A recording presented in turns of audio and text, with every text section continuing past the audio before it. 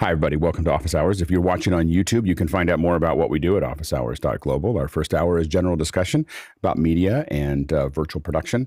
Second hour is usually something we want to spend a little bit more time on. Today, we have our own Karl Asmussen as well as Nick Batt will also be joining us to answer your questions about synthesizers. It should be a great conversation, and it's building up towards what we think will be a great bunch of labs that we're going to do in after hours. So stay tuned for that. So let's go ahead and jump into the questions. Bill, what do we have? Absolutely. The first one this morning comes from Guy Cochran in Seattle, Washington. He says, how would you best describe Office Hours to someone that hasn't ever heard of it before? And this is more of a Sunday question. So let's kind of move relatively quickly. Go ahead, Rupert. Sorry.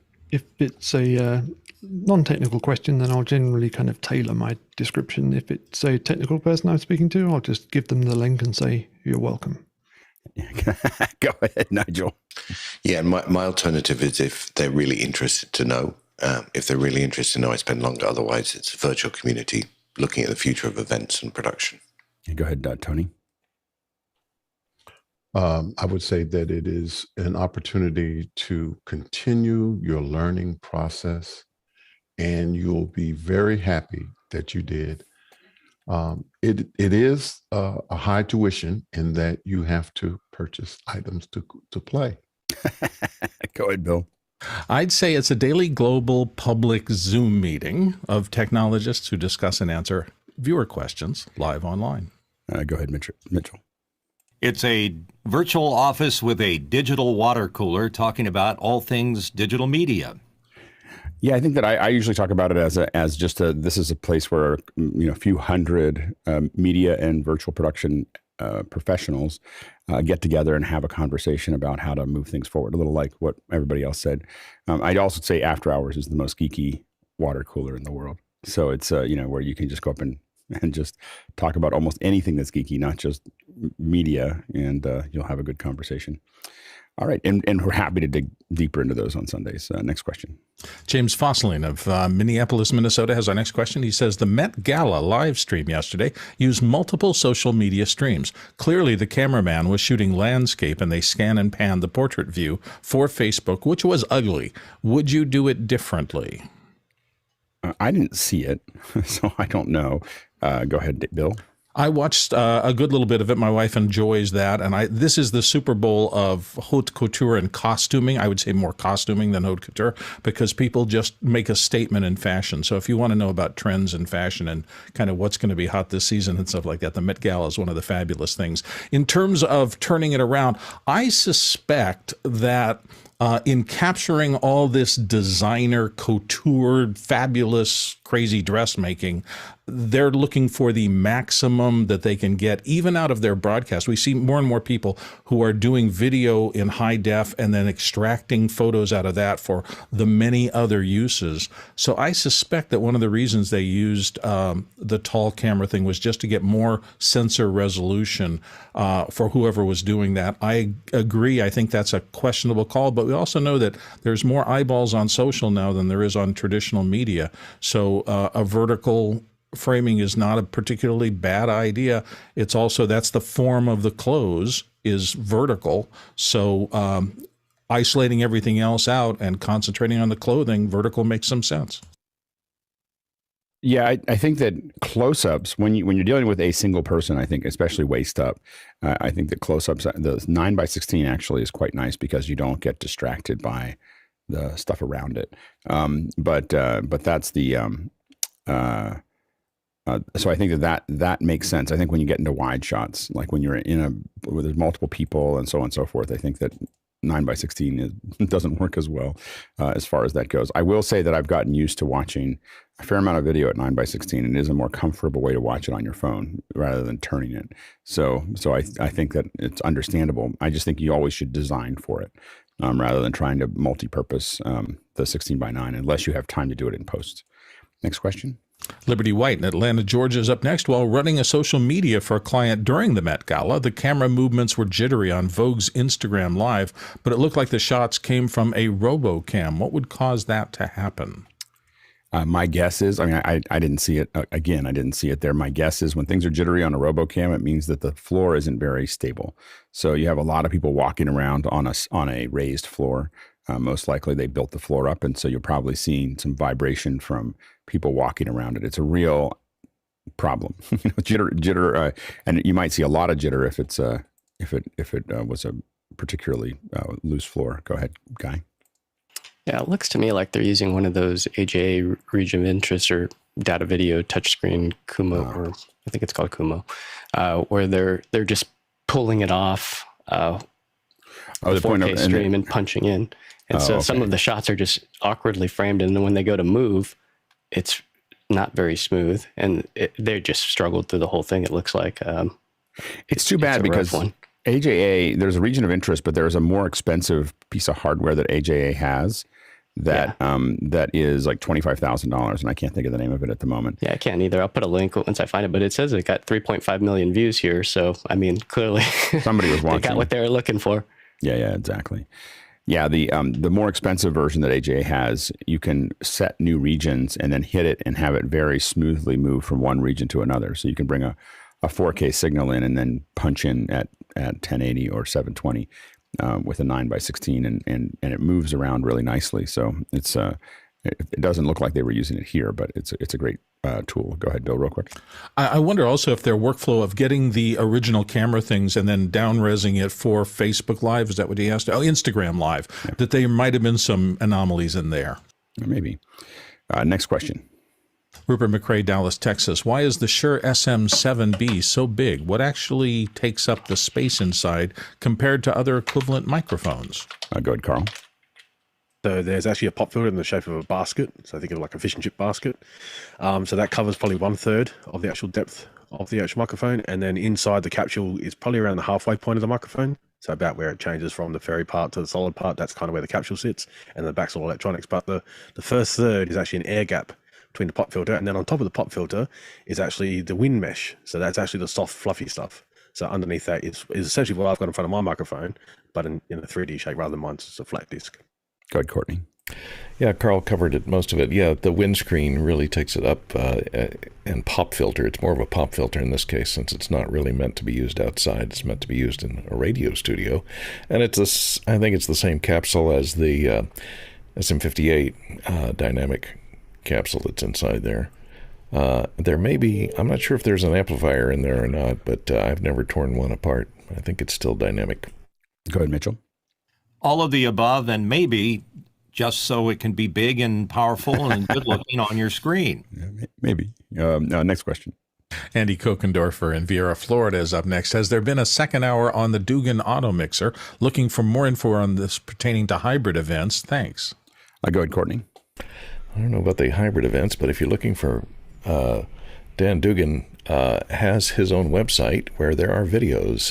You can see here he's got one that someone did on it outlines his feedback demonstration of the Dan Dugan Automixer, and I think he did his own website here. It looks like it's hand coded in HTML, so there's introduction and auto mixing and sound devices. So that'd be a good place. dandugan.com is a good place to start if you're looking for videos, instructional videos on Dan and his inventions. And we'll see if we can get Dan on in the next month or two. I've gone back and forth with him a little bit, so he's an old friend. So next question. Next one comes to us from Jacob Goodnight in Indianapolis, Indiana. For virtual presenters that refuse to wear in-ear monitors or earbuds, what mic do you suggest for use with an open speaker? Perhaps a highly directional shotgun mic with a speaker in its null zone? Go ahead, Carl. So if they're not going to wear in-ears or any headphones, they need to have good mic discipline then for this to work. So you want something that's super cardioid, that has a null point at 120 degrees. So that's how you'd have on the stage. You have speakers at either side. So you can have your two speakers and the microphone. So you could use a SM Beta 58A, which is super cardioid, which has the two separate null points. So you put the speakers in the null points, but that person has to keep about 2 inches away from the microphone, not move their head too much, and stay still. So they have to have good microphone discipline if they don't want to have in-ears. Go ahead, Rupert. I would just try and fully understand the objection of it in ears. It maybe they don't want the isolation or anything in their ears or to be acoustically isolated from their environment. I don't like that either. I do wear a monitor, but it's one of the open air ones, so I still get full spatial awareness in my ear. That might be their objection. So it's just worth double checking. But other than that, good technique, just like Karl said, and good muting technique. When they're not speaking, stay muted. Just try and help the meeting, along. Try and also make sure that your audio in your meeting in general is under control, because if everybody has open speakers and microphones all over the place, or different levels, and your presenter ends up having to have their volume relatively high to hear the lowest people, then you're going to be kind of in a bit of a mess there. You can also go for the speaker behind you approach. Go ahead, Mitchell. Yeah, we talked about this before, and some applications would be when a politician doesn't want to appear to have somebody talking to him. The idea would be to use a shotgun with the speaker behind the shotgun, again, in the null spot, so that you can still use the speaker at a low volume, but you can also not see it. Go ahead, Bill. We talk a good little bit, too, about the physics of the inverse square principle, which means if you can get the mic closer, you will have more of a split between the speaking person and the room. So any boom-mounted little micro mic that you can get very close to your mouth will help with this. Won't eliminate it, but it'll help. And the other thing is there are some specialty mics that look weird on camera but do a really good job of this. I'm thinking of the classic Cole's lip mic, which radio announcers use in Britain a lot, and even loud things. It's weird looking. I don't think they would use that in a presentation. Go ahead, Jeffrey. Probably not. Yeah, for a lot of the stuff that I do, I have absolutely no control over the microphone nor the speakers, and so they come in what they got. So we do a lot of an echo cancellation, excuse me. But if they do have tabletop speakers, I have them put them underneath the table or divert them a little bit so the noise can go somewhere else, bounce around the room, so it can come back, so it's less chance of hitting the microphone. And yeah, getting the microphones as close as possible. Yeah, so the two major ways that we've done this when they don't want to have it is we put a lav on the front and a speaker behind them and use their body to basically block the lav. And then we use the Dugan Automixer to kind of push back and forth. The other way to do it is we have a shotgun that literally we move into frame and then back up just out of frame so that we can get the as close to them as possible. And we have a speaker usually under the teleprompter or something near the camera, which is usually a couple feet back. And we find both of those, again, mixed with a Dugan Automixer between the two, does a pretty good job when we can't just use, when we can't put in-ears in. The problem is you lose full duplex audio for everybody if someone doesn't have a headset in. So it really damages the show to not have one in, but we do have to work around some folks at times to make that work. Next question. Tony Mobley from Noonan, Georgia, comes up next. Alex, what is the best way to add a keynote to the end of a Zoom recording for credits purposes, or should I do end credits another way? Go ahead, Tony. So I'm doing we've been doing a couple of different Easter skits for the community that I work with, and I've been trying to edit it in iMovie, which I am totally deficient in video editing altogether. And so I'm trying to figure out my way through it. And we need to do credits at the end of it. And I was working on doing it in Keynote. And I was just wondering, is that the best way to do it? Or should I try to do it in iMovie? Or is there something totally different that I should be trying to do as far as creating in credits? I would do it in Keynote. I mean, it would be easy to do it there. You can't get the same. I don't know if Keynote will let you do the classic. I mean, you could probably build a classic edit, credit roll just by taking a very long document with everybody's name in it and then just, pushing it up. Excuse me. Pushing it up. And so so I think that would be possible.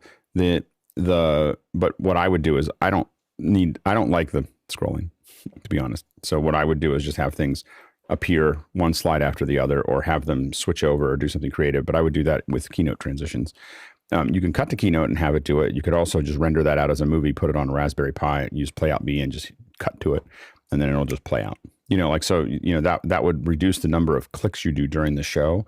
So because I know that you have a Playout B because you built it. So if you have that and you just load a movie onto it, that means that you just hit one button that cuts to that input, and it's going to play out that for you. So that would be probably the way I would approach it, is to have that play out there.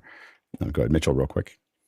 Yeah, credit rolls can be a problem with a lot of compositing programs. I know in like After Effects, if you do that big document that you scroll up and down, you can hit intermediate frames that cause it the credit to jump up and down. So you have to apply some mathematics to it.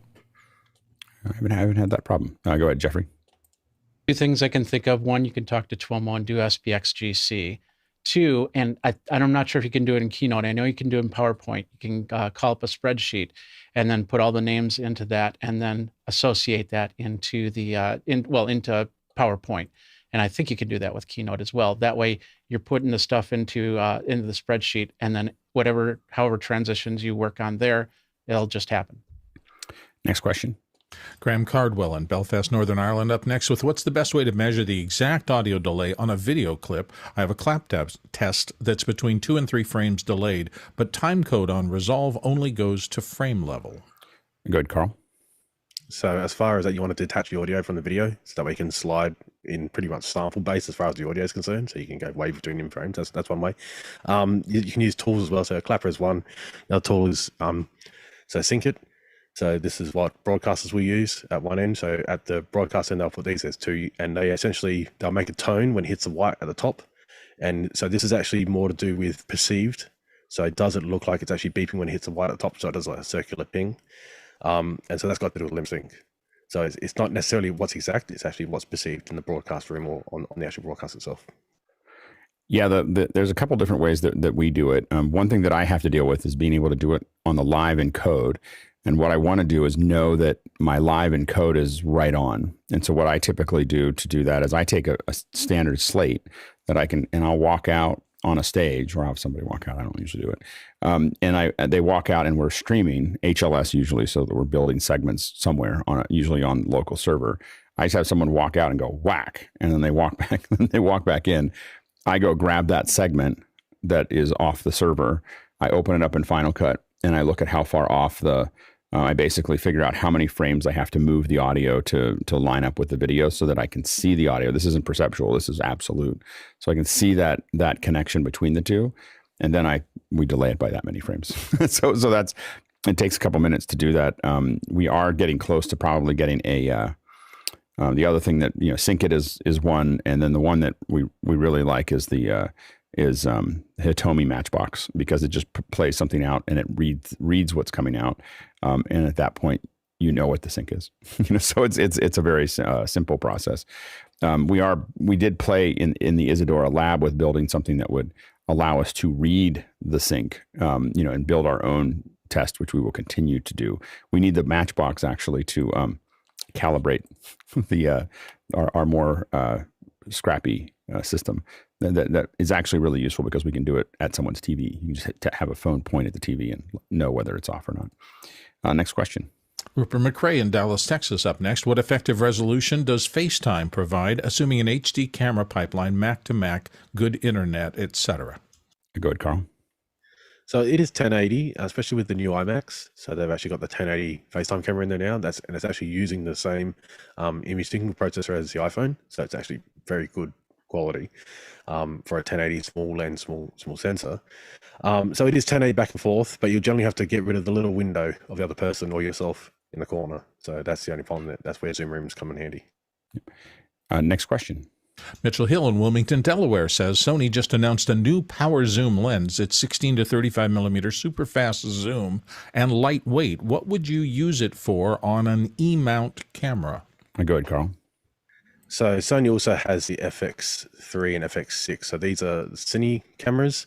So this is a kind of a run and gun kind of lens for that. We can actually have a slow power zoom, so you can actually control the speed of the zoom, which you can't do with SLR lenses generally. And Mitchell?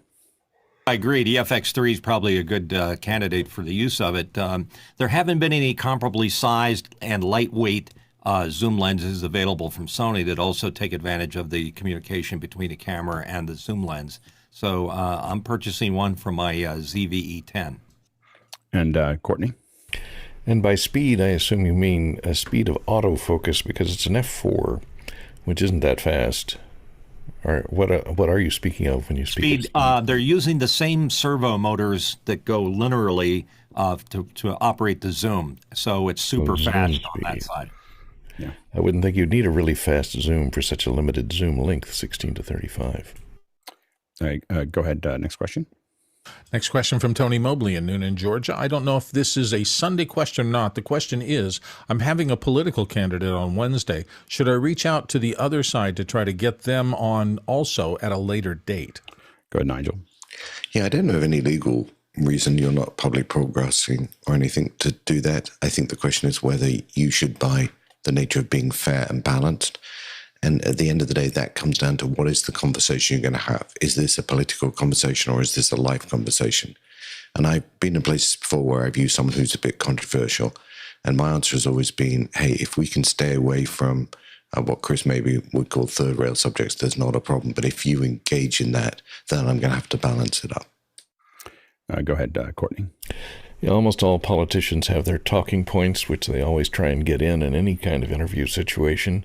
I would, if there's an opponent, a single opponent, you get into problems if there are multiple opponents to offer them all a chance to respond. If there's just a primary opponent, it might be good to contact them with a link to the show that was shot with the first political candidate and ask them if they would like to respond to anything that candidate said. So that may light the fire under them to get them to come on and respond to anything the first candidate said. But go ahead, Rupert. Yeah, and to sort of put Courtney's point in reverse, it may be, if you are going to tackle some of the delicate subjects, it may be that you want to talk to your existing guest and to see whether that, something that they're going to support. Maybe the invitation you have is on the assumption that you're taking a certain position and, they may be off-put by that later on. Go ahead, Chris. It's interesting, Courtney, you mentioned, giving somebody the opportunity to respond, which is interesting because then you sort of get into kind of, I don't know, like rap battle politics, like who wants to go first. But I will tell you that in the old days, in the 80s, when I used to produce political shows for PBS, we would literally have an associate producer in the back of the control room with 2 stopwatches. And when one person would talk, the next, they would absolutely make sure that each person got the equivalent amount of time. And I have to say, I really miss those days. Go ahead, Tony. So I know the candidate, and we've had a lot of dialogue, but the question was raised to me, are you going to give the opposite side an opportunity to participate on your show? And it was not a problem for me to consider it. And I just wanted to see what the panel thought about it. Yeah, you don't have any legal duties to do that, and I would just make sure that what you want to do, especially as you're getting started on a show, is to serve your audience. So if you think that the audience would want to hear the other side, then I might bring them in. The hard part is that especially if you have a personal relationship with one side and not the other, it may not actually be a benefit to the other side to have them on. So I mean, that's another thing to kind of consider is it's not. It doesn't necessarily put them in an even keel. Obviously, our broadcasters are required to make sure that everyone has an even air. So it's mostly as it relates to advertising. The broadcasters have to, if they have a political candidate on, they have to show the other side. Now, sometimes they put them on the other side and then ring them out. So that's but they do put them on the other side there. So, but you don't have that requirement, I don't think. Next question. Rupert McRae, Dallas, Texas. Is bigger the better when it comes to studio microphone shock mounts? Are there different types of suspension materials or patterns to watch out for? Go ahead, Carl. Generally, it's just like a high-quality rubber band, essentially. That's generally made by the manufacturer or a third party sometimes. It's more about how the shock mount is. Usually you have to put them in vertical, so you wouldn't want them horizontal. So you do want them vertical or upside down, inverted, of course. So putting them in horizontal, the shock mount won't work as well. And you do want to make sure you use the right shock mount for your mic. You don't want to be jerry-rigging something into a shock mount because that can actually just increase vibrations in a way. And also you might want to actually get ISO discs for the stand of your microphone as well. So it's kind of an inception of shock mounts all the way down. Go ahead, Mitchell. Yeah, most of the bigger microphones, particularly the condensers, come with a shock mount because I think they're very specific and purpose-built. For example, behind me, and if I roll back a little bit, you can see on the U87 that it has the same shock mount I've seen on it for the last 40 years. So you go with the one that it comes with. Bill, real quick. I generally do what Tony does. I will say also that sometimes paying extra money gets you better results. For example, I have a lot of little stands that are spring mounted, and on my lights here, the one for my microphone is an old OC White that has springs as well. It functions entirely different than the other one. The engineering on the OC White is such that it stays silent, never rings out. If I were to put a microphone on those inexpensive ones, it'd be a nightmare. And Courtney? Yeah, these spider-type shock mounts is what Karl was talking about before, which have elastic from both directions. And it supports the microphone in the middle here, so you can see it suspended in all directions. So it should be okay vertically, horizontally, whatever. And the elastic needs to be stiff enough to keep it from sagging, but loose enough to absorb the sound. And you got to be careful. Some of the elastic, like this one, has this a cloth covering to it, and if it's not fresh elastic, if the elastic has gotten old, it can start to make noise when it moves. That the cloth rubs against the edges of the shock mount. Go ahead, Chris. Yeah, there's best practices and then there's practical practices. I think all of those shock mounts, I would wager half the people who buy them because they look really cool. I have a pretty good mic, and I'm not using a shock mount. It's just plugged straight into the thing. I think, practically speaking, most of the time this works just fine. Although we heard it when you grabbed onto the arm. That's the point. Go ahead, Jeffrey. I agree on the practical side of things. Because I've been in one studio where they had Scotch tape holding a microphone down from the mic. So I will say it's also about the stand that you put on, because some of these scissor stands with springs on them, they can be just as problematic as the shock mount, not having a shock mount. I don't have one like Chris. I have the same mic as Chris, actually, and I am very conscious though that I don't have a shock mount, and so I'm muting every time I'm trying to move it. I try to mute it every time I move it to make sure that you don't hear that. See, that's what you wouldn't hear if I had a shock mount. Next question. Kyle Hammond in Chicago, Illinois up next. Are you able to set up brand accounts within Vimeo, similar to the way YouTube does brand accounts? Rupert? So to clarify, the terminology of brand account in YouTube will be where you have a page that's dedicated to a brand or a company, and you can delegate, access to that or permissions to publish and do settings to other Google users. Now, Vimeo is more set up for corporate use anyway, so it's more like that to begin with. Having said that, it looks like that the base level paid product for Vimeo, the Pro, may just allow one single user. You may need like the higher business packages to be able to have multiple users. But the critical difference in Vimeo is that those users that you want to delegate to would need to be in your account, part of your tenant, rather than on Google where you could just delegate to any other Gmail user.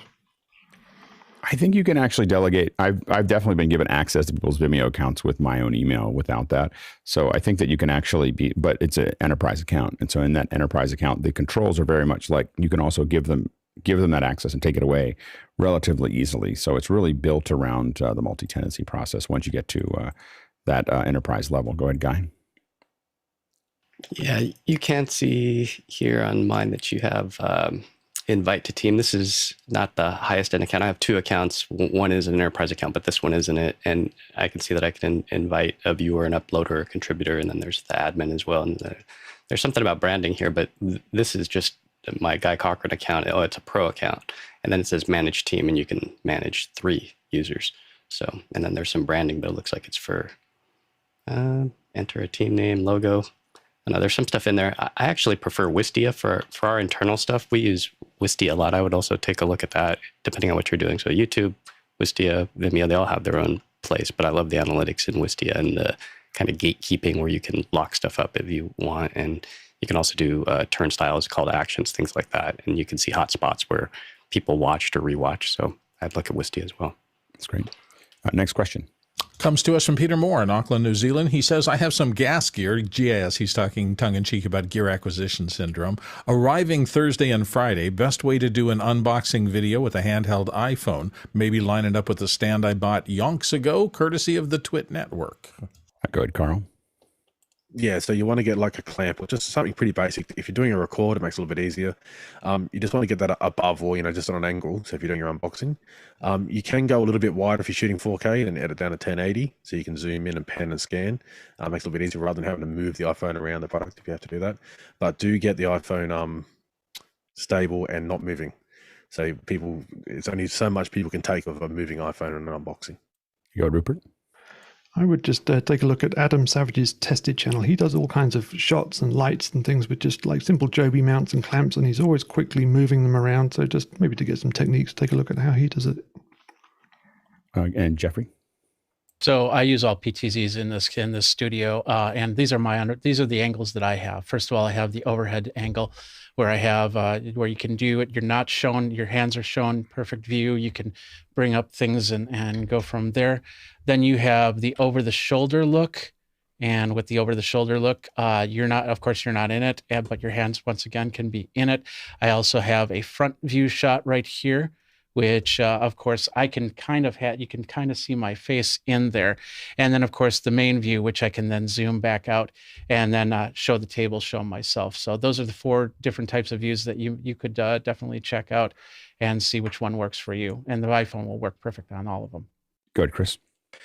So, Alex, I'm curious about your thoughts on the popularity of unboxing videos.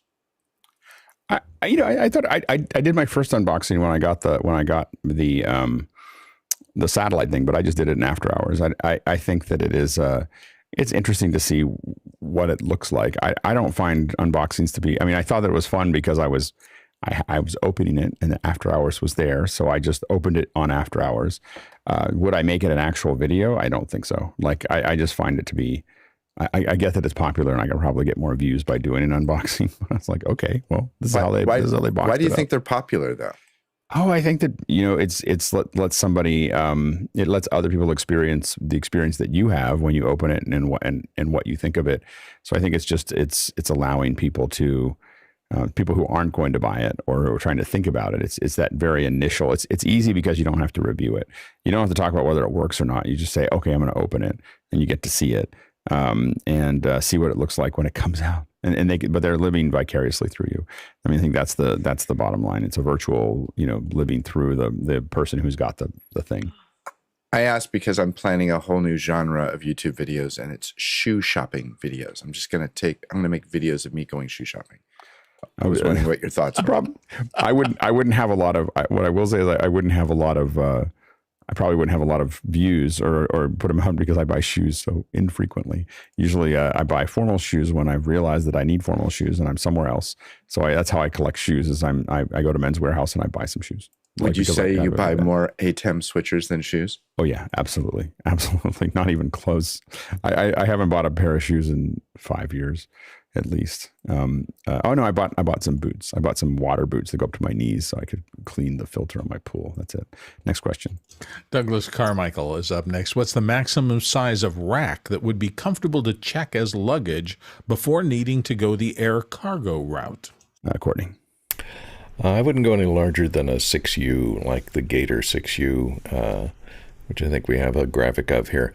It's one thing you want to be careful of, though, is weight, because at about 50 pounds, the airlines are going to start to charge you extra, and at 75 pounds, they may not take it at all.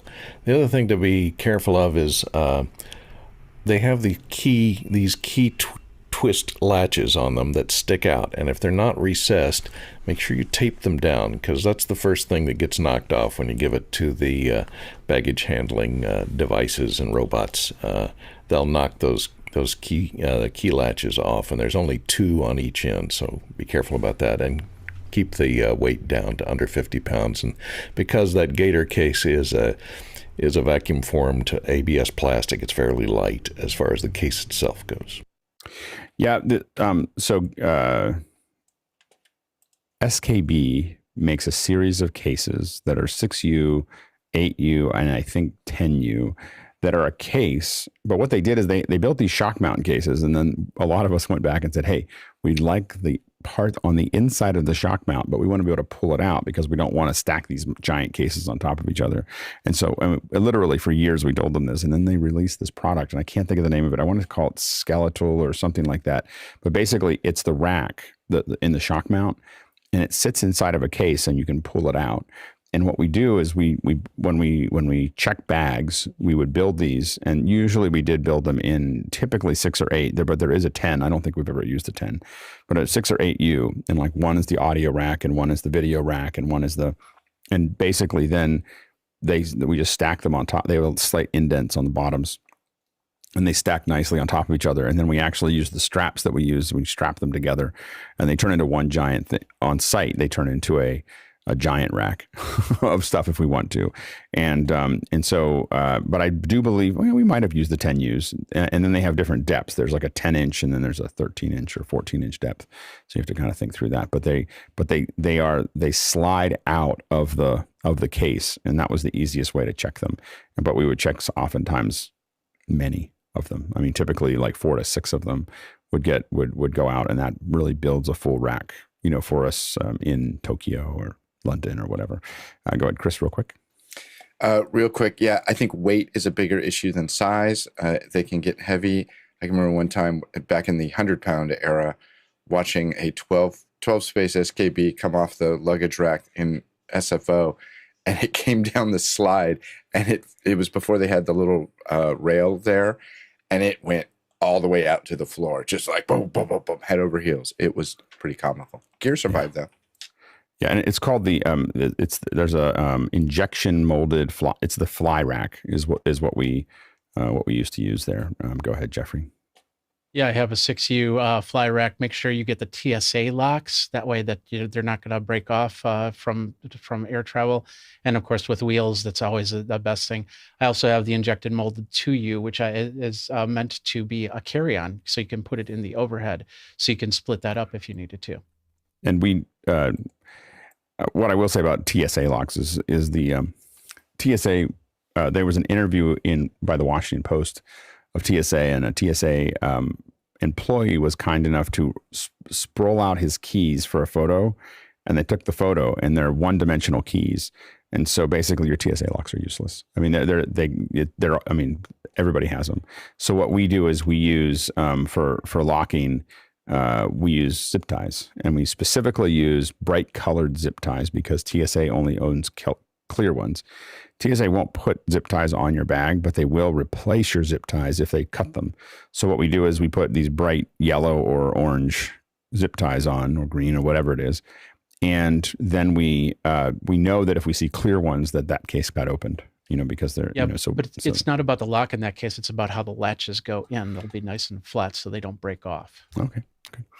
Next question. Next one comes from Douglas Carmichael as well. When would an external master audio word clock like the Antelope Audio OCX-HD make a difference in sound quality? Go ahead, Carl.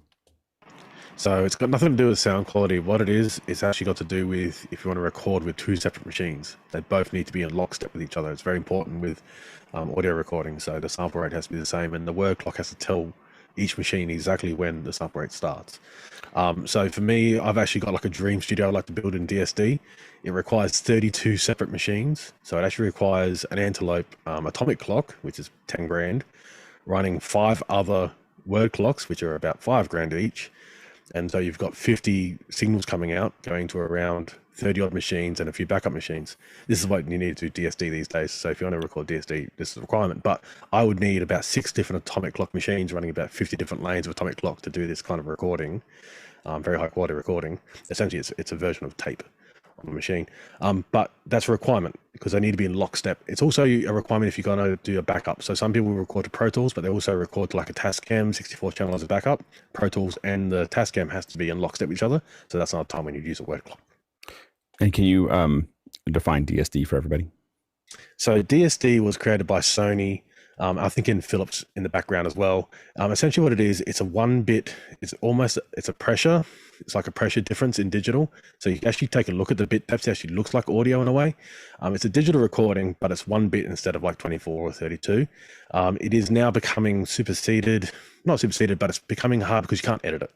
So it's literally tape. So it's like tape. You can't edit it in a DAW. So what you record is what you record. You have to convert it to PCM to edit, and then convert it back. So people say, why don't you just go to PCM? So that's the whole point. So for ease of work, it's PCM, which is nearly every DAW in the world. But DSD is the higher quality version, but it's not editable. So therefore, it's just less used in the industry. Right, Mitchell. Yeah, it's important because you're not going to have the same kind of a clock built into whatever the device is that's as good as the Antelope. I have a preference for the Tascam 2000, and not only does it provide a word clock, it's also a sync source for the video. So as Karl was just saying, when you bring all these elements together, you need them all to be talking in lockstep so that there's no glitching. And as to sound quality, which is asked in the question, a good word clock will cut down on a thing called jitter and noise and dropouts. So if you've got a really solid clock there clocking it, you're going to have the very best sound quality you can get. You're going to pay for it, but you're going to get it. I don't think the 2000's available anymore. I think that they have discontinued it. They have a 1, a 2, and a 3000. Yeah, the 1, 2, and the 3 is still available, just hard to find in America. Got it. Go ahead, Courtney. Yeah, the whole idea behind word clock, Douglas, is that PCM audio is multi-byte, so there's 3 bytes per word in 24-bit audio. And so what word clock does is it synchronizes the start of each word from one channel from one source to another source. And if you want to stay in the digital realm, you have to make sure that all of these words start at the same moment in time. That's what the word clock does. It synchronizes the words from each particular digital device so that they all start on the same byte at the same time, so that they can stay in the digital world and be mixed without having to go through a buffer, which would delay them and would change the phase of multiple channels recorded at the same time. For example, if one arrives a byte late because it's not tied to the word clock, it has to wait till the next word comes along, and that will put you one sample out of sync between those two channels. And so then if you're mixing those channels, you're going to run into phase problems and jitter problems. So that's how word sync works, and that's why you need it. Next question. Douglas Carmichael's back up again with who would make the hollowed out cable routing panel shown in the PSSI/090 transmission rack shown here. And he's got a link to a sportsvideo.org. Go, Rupert. I tend to like StarTech for this kind of stuff. They make those, and they also make the ones with the brushes on them, which I quite like to manage airflow and stuff like that. Beyond that, there's plenty of people who do them. Beyond that, I check out the Granger catalog, which incidentally makes a great coffee table book right under the Uline catalog. Next question. Tony Mobley in Noonan, Georgia says, what is the panel's recommendations for preparing ministers for going live on YouTube for the first time? And he has to deal with 4 different ministers. And by the way, we're cutting through these questions very quickly. If the producers have any other questions, it's a great panel today. If you have other questions you want to throw in before the second hour, go ahead and throw them in. Go ahead, Rupert. So I'd say all the usual things of prepping speakers, try and do good audio and good camera lighting and alignment, all the usual things. But for ministers and maybe a service specifically, may depend on whether it's a live digital only thing or some kind of hybrid service. But either way, try and get them to look at the camera. If it's a hybrid thing and they're also looking at a local audience, try to get them to occasionally address the camera and not forget the remote audience. Try and include them as much as possible. And and if it's the first time speaker on a first time live performance, try and rehearse so that your go live isn't the first time. Go ahead, Jeffrey. If this is for a service and there's a lot of I don't want to say glitz and glimmer, but that's best I can think of there. Then kind of prepare them and actually have them do their service, so everything can be set up so they can get comfortable with it. Because in a Christian mass, there's a lot of movement, a lot of up and down and over, and you want to get all of that into the shot for people to watch. And of course having that cross there, that's a big thing. So being able to prepare them for that, that's probably where I would go. Go, Tony. It is a totally Zoom service, and we've been prepping for about 3 months now, just doing YouTube private. And so they want to go live starting this month. So this coming Sunday will be the first time. And there's a lot of anxiety about it. And so I was trying to figure out a way to give them some comfort, because there are some that are like ready for it, and then there are some that are, scared to death. And so we've been having rehearsals and practices, and having meetings, and the leadership wants to just go forward with this, and that's where we are. Good, Nigel. Yeah, so I think all the normal hybrid things would apply here, although this doesn't feel like a hybrid event. My experience of learning to talk on the radio, which I did for very little compared to many here, was people told me to talk to somebody, one person, engage with one person. And so maybe if they have someone they can think of, or someone they could look at, the other side of the camera or something, so they learn to engage that one person. I think the other thing on content is great ministers, like great speakers in public, often keep attention by their physical presence. That's much harder, as we know, to do on Zoom. So they need to be much more sensitive to their content, and not thinking their body language or their voice or their pitch or something can get an audience back if they lose them. Go ahead, Courtney. Yeah, if you're doing a Zoom call as well, or have any way to pipe any of the other participants that are not preaching into a monitor and put it directly under the camera, that would be good so that each preacher could see the response from the congregation, and rehearse them, because there's a lot of fire and brimstone out there, and some get very excited and very loud. So have them do a full-on rehearsal at full speed, at full volume, to make sure they're not going to be distorting, or make sure in the quiet passages they're still audible. So a good rehearsal at full volume to make sure that they're not going to exceed the limits of the capabilities of their audio chain. Turn off the comments. Like, turn off the chat when you're doing the stream. Just don't bother. Like, and you bring for this kind of content, you'll dredge up some horrible things out of the YouTube beast, the Balrog. So I would turn off the comments, and then invite people to join the Zoom if they want to be. I would make Zoom the place that people can come in, where you have a little bit more control. I really think that what we're doing here with the speakers could work potentially really well, where there's kind of there's a place where people can get invited, into the main area in Zoom. But I would turn off the chat. Next question.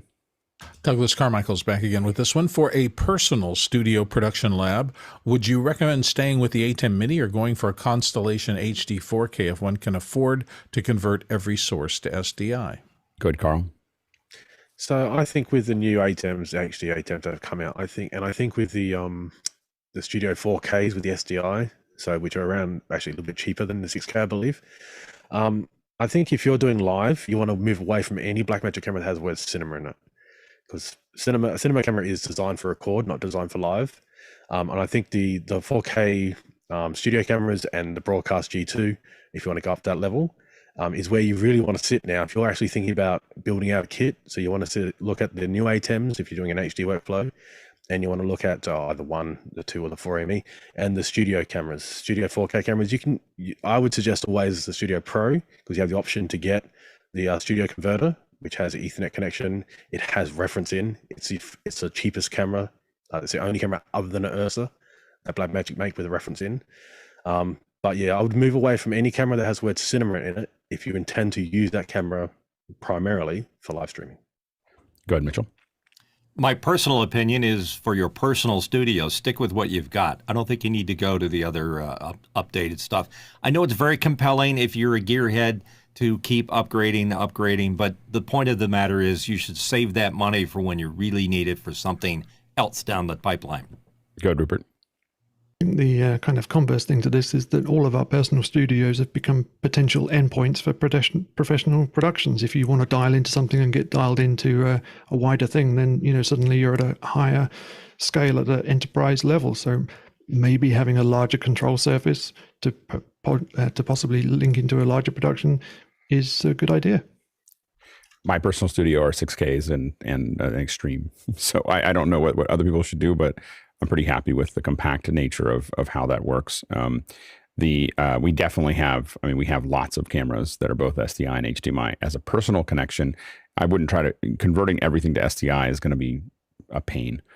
So in a personal studio, I'd probably stick with the 6K and 4Ks. I don't like micro four thirds, just to be flat out. So I don't like the chip size. So as soon as I see micro four thirds, I won't buy it, because especially with Blackmagic, the light sensitivity isn't as good. And so I'm not as happy with that. And I really like the depth of field that I get from a Super 35. So I don't buy anything with micro four thirds in it anymore. I bought a bunch of them. I just always looked at them like, that would have been better at Super 35. Next question.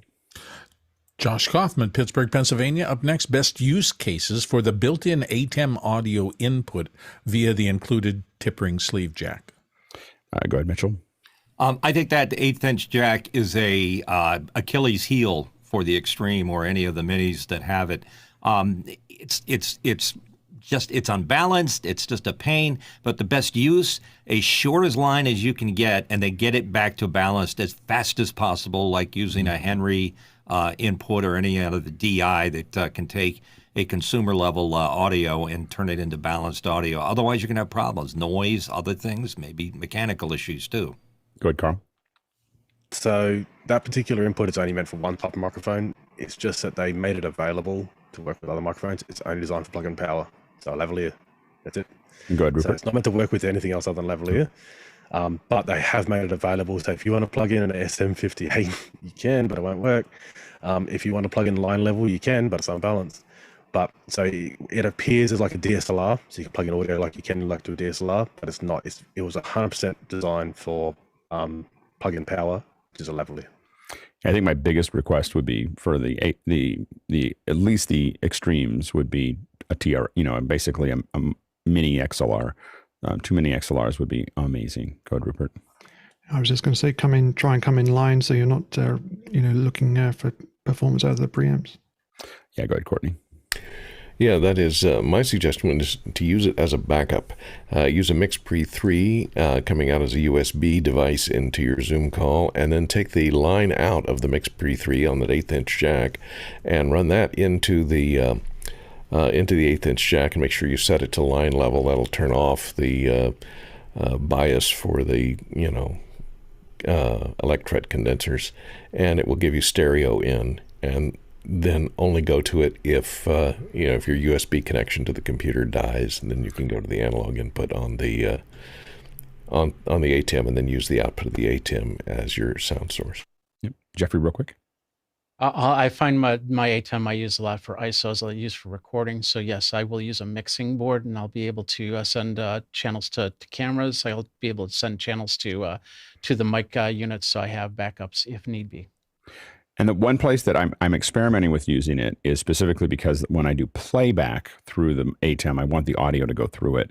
And so I have been looking at trying to make that work. But to everybody's point, I haven't got it clean enough that I'm happy to use it yet. Next question. Chris Widener, Lafayette, Indiana. What would you consider a minimal kit for broadcasting a 2-camera meeting with PowerPoint? Yeah, go ahead, Guy. Yeah, I would say something like the Panasonic CX10s, or just like basic point and shoot cameras. Ideally, something better than what you'd pick up at Best Buy for $300. But I mean, if you're talking truly minimalist, then yeah, walk into Best Buy, go grab the cheapest camera you can get, and then a switcher that'll ideally upscale in case somebody with a PowerPoint slide comes in with, a laptop that's kind of old and has DVI or something like that. You might need something like an ATEM Mini that has that scaling ability, because some of the cheaper switchers won't have that. And so there's lots of gotchas with that. So at minimum, I would say those two. And then if you're broadcasting, you're probably going to need some kind of encoder or switcher, and a laptop with just OBS will let that push out to YouTube. So that's your minimalist setup. Go ahead, Jeffrey. Yeah, that was my first, was a MacBook Pro and a webcam, and then actually a DV cam that would go in through FireWire. But then, of course, I went to capture cards after a while, and then something that'll capture the screen. And try and bring in your own laptop and have them put their presentation onto your laptop. That way you have a better understanding how it's going to come into your computer. Yeah, I built a bunch of these. They're all the same. I mean, I know this isn't minimal, but I get the 2 6Ks and an ATEM. Like I buy the Extremes now, it's not a minimal kit, but I will tell you that the people that you're doing it for will notice, like that it suddenly looks way better than what they did at a relatively inexpensive price. I would go for minimal. I would probably just go to the Sigma 24-70s instead of the L series. Next question. Next one comes to us from Nick Batt in the UK here on the panel. Any thoughts on the Panasonic S5 DSLR for video? Any issues with it? Go ahead, Carl. So with cameras, for me, it's always a lens. So the L mount is just not a lens system I want to get into. So I'm sure the camera, like Panasonic, do put some good video features in their cameras, but what you're actually paying for are the lenses over time. And the L mount is just not doing. I would usually go with the E mount for Sony or the Canon EF or RF mount from Canon. So they're probably the only two mounts I would probably look to if I want to have like a hybrid kind of setup. The L mount from Panasonic and Sigma, that alliance is a bit shaky. Next question. Next question comes from Peter Moore in Auckland, New Zealand. What filter range for my compressor do I need to filter out Courtney's deep voice, which seems to annoy my new neighbor? Mitchell. Courtney and Sense Around. I don't know what you're playing it back on, but that's got to be killer. First of all, you don't want to use a compressor on Courtney's voice, or any of her voices for that matter. If you're using a filter like an EQ or a shelving equalizer, anything below 150 is in Courtney Sense Around mode. Go ahead, Kenneth. Yeah, and I think the biggest issue you have here, Peter, is that you need to find a new neighbor. There's nothing wrong with Courtney's voice. That's exactly. If someone doesn't like Courtney's voice, you just get rid of them. Kick Courtney. I got one word for you, Peter. Headphones. There you go. All right, next question. Josh Kaufman, Pittsburgh, Pennsylvania. How do you think about HDMI audio input into the ATEM? Where is this desirable? Go ahead, Rupert. As like an alternative to using the TRS JackS that we were just talking about, I think we have seen people that have brought audio into a dedicated HDMI, one of the dedicated HDMI inputs via like a audio embedder, and just used that channel for audio as an alternative way to get audio in. I think where we have seen people do it that way, it's worked quite well. Go ahead, Mitchell. I like using the embedded audio from my Sony mic, my Sony camera FX3. My audio goes into the Sony, and then it comes into the HDMI, and then it comes into the ATEM. So it's in sync. That's the reason I'm doing it. Good, Courtney. And if you have a camcorder like a Panasonic or Sony that has XLR inputs or good balanced line inputs or mic inputs on it, use that and then just come in over the HDMI signal from that camera.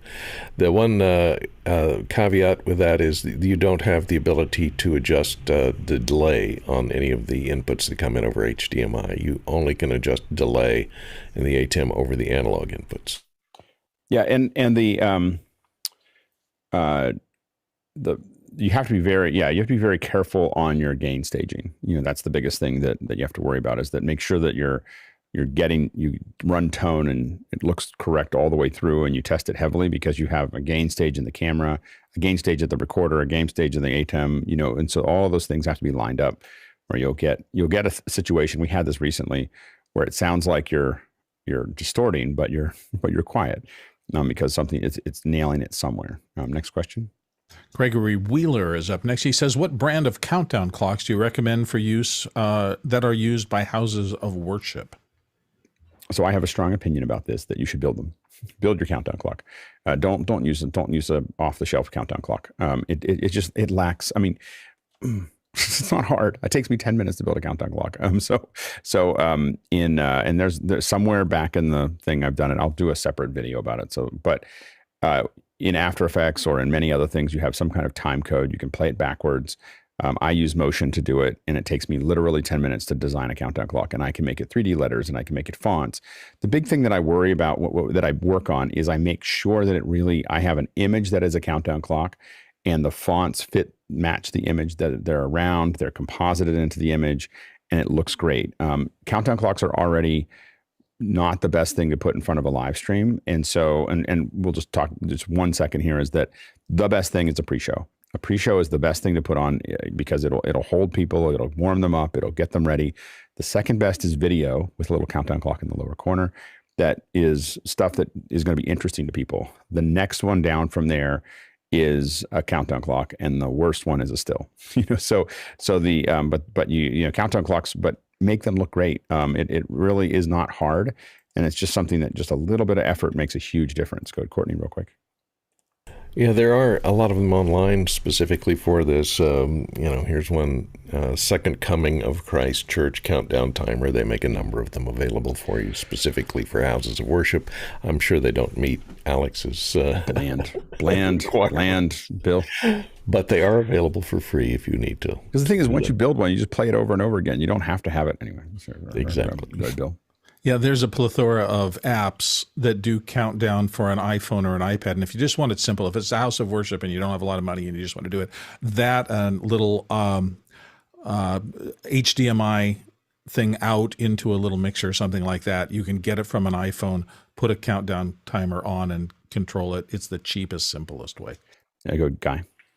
Yeah, stagetimer.io, and then get a Stream Deck and have the ability to program via the API the +1 minute.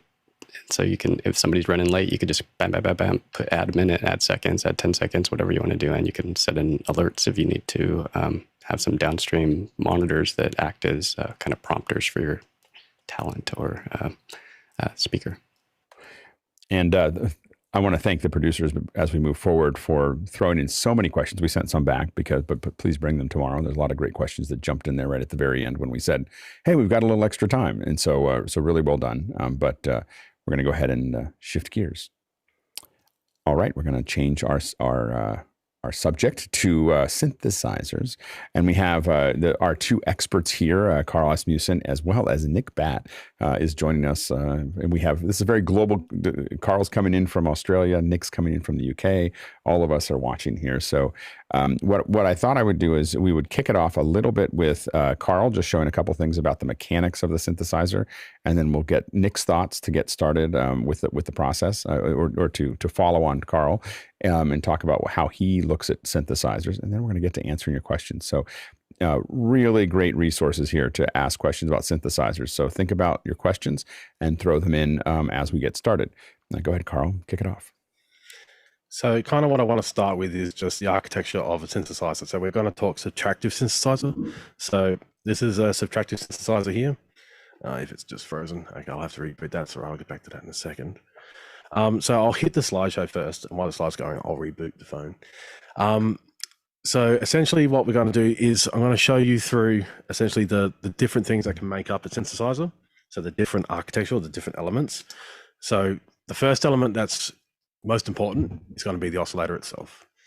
So the oscillator is essentially the thing that makes the sound. There are many different things you can use as an oscillator. You can actually use your voice and a vocoder as well.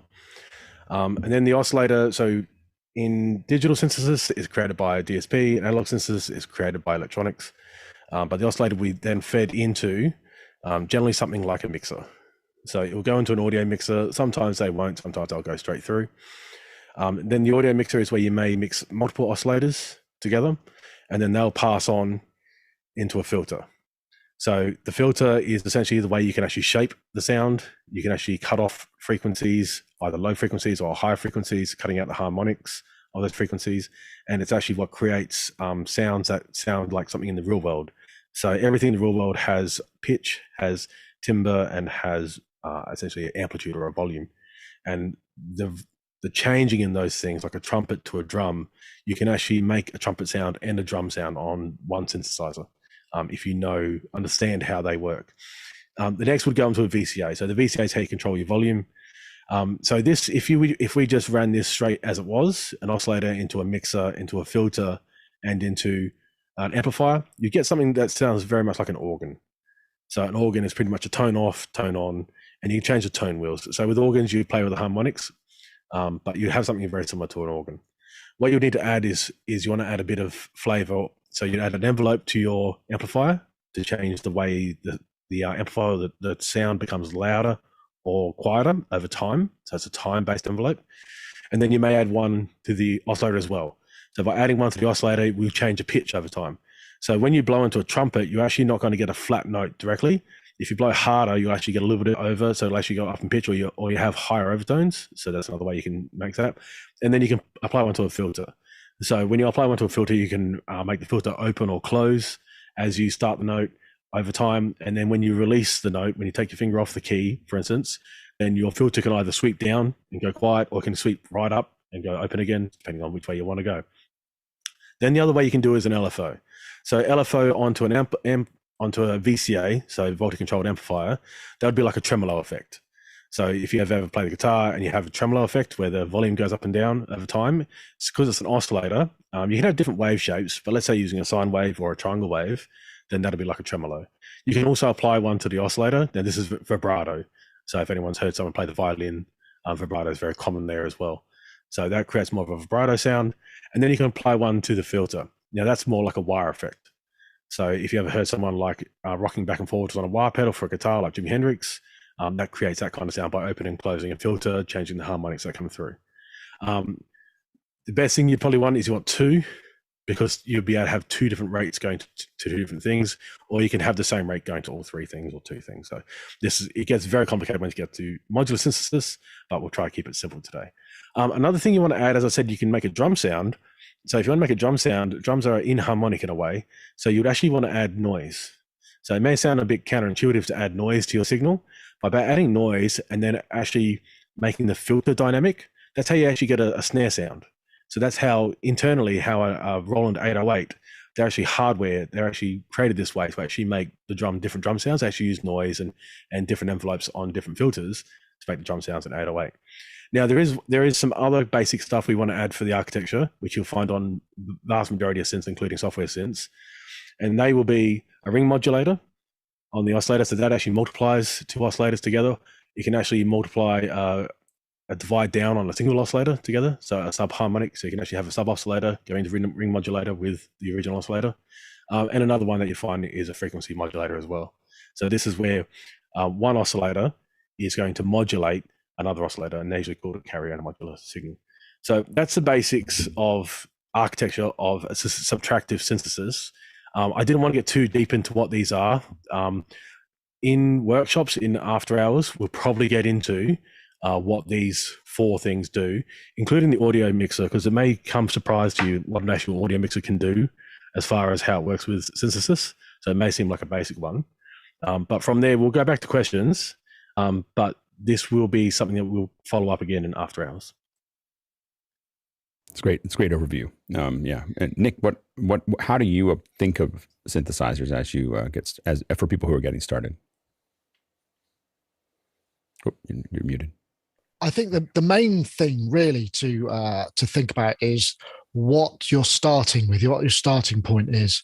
And quite often, you may have synthesizers which have loads of features on paper and you go, wow, that will be great. But sometimes they're just not.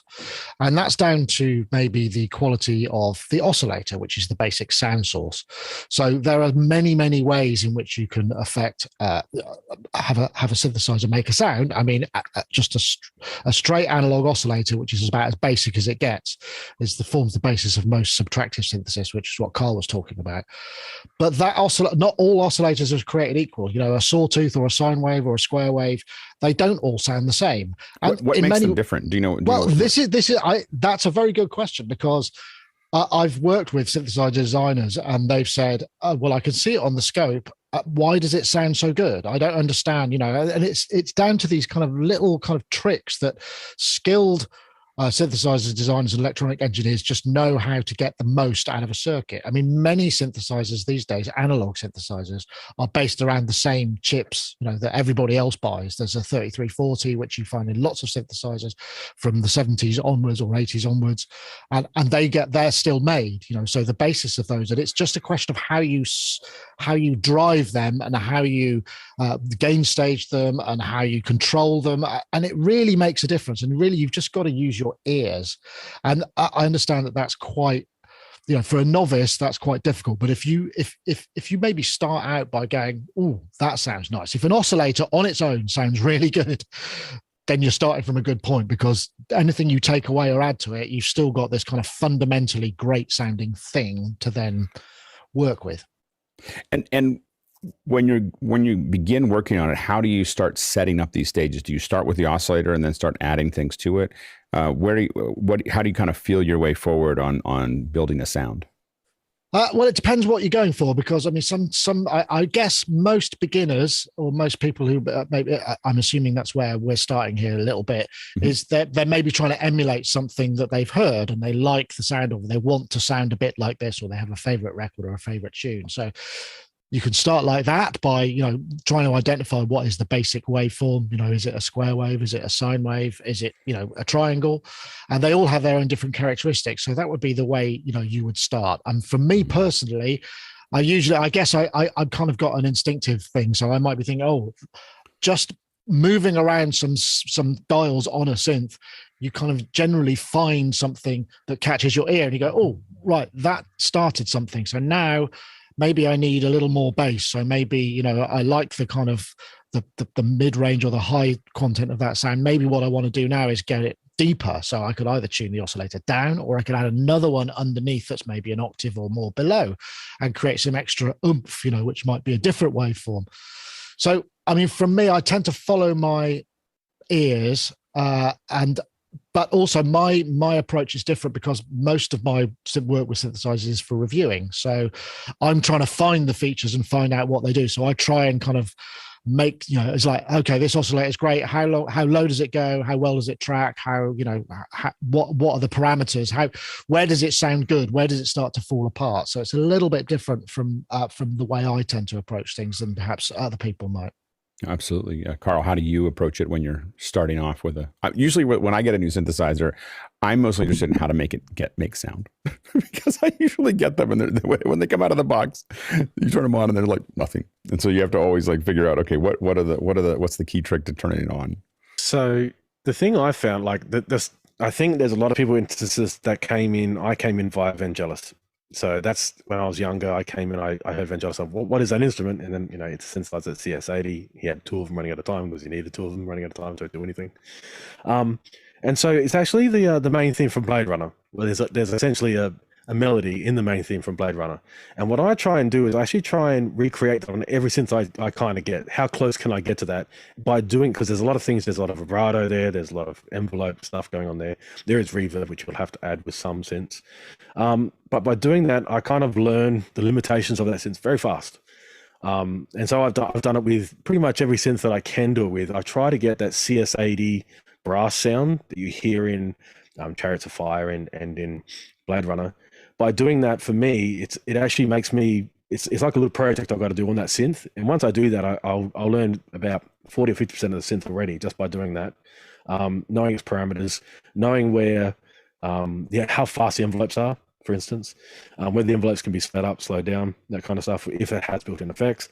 So I always try to start by actually doing a real-world sound design with every single synth. And I do it from scratch. So I start with just like an initial sound, like a saw wave, essentially, with that particular sound. And by doing that with every synth I have, and I have a handful of synths, even monosynths, because that particular tone can be done on a monosynth for legato, it allows me to go, okay, what's the limitations of this synth? Where can I go with this synth? But also then I'll move into some of the Wendy Carlos kind of stuff. So what she did with The Shining. So if you think of the music from the beginning of The Shining, that was done on a Moog. And I'll try to recreate some of Wendy Carlos's sounds and the layers that she did and switched on Bach. So I kind of take real world examples and try to teach myself how to do it on a new hardware. And by doing that, I learned the synths hardware pretty quickly. And also, it helps me improve myself because I'll find happy accidents. So I'll find a happy accident with the hardware. Like the one that's sitting in front of me now, the Roland Gaia, it's a digital synth and it has this kind of really some quirky aliasing.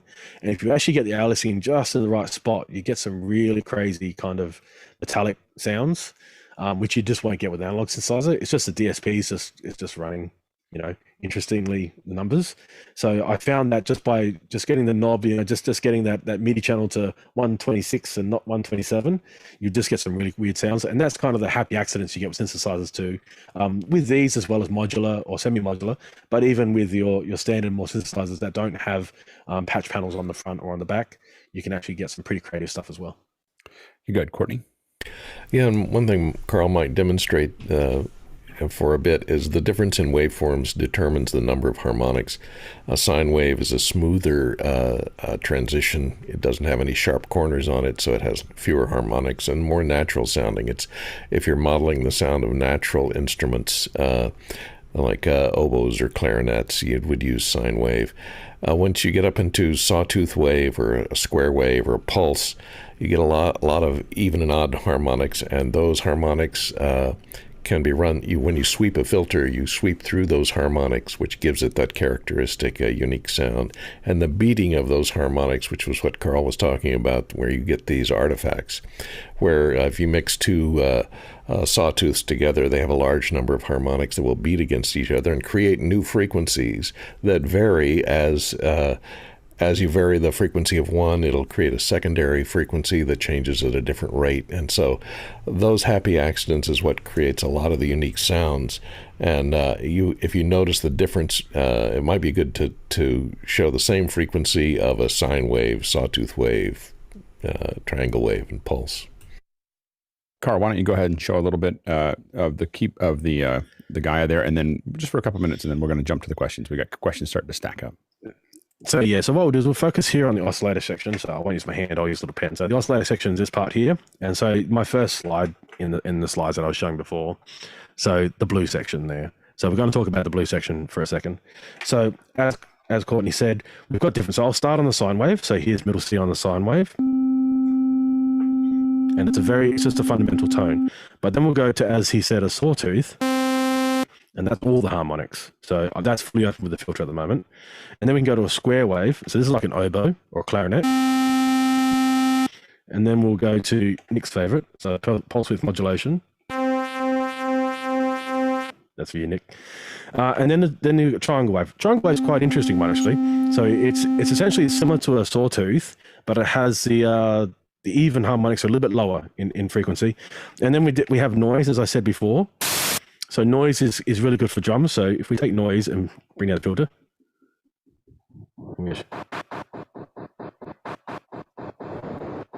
So you can actually use that.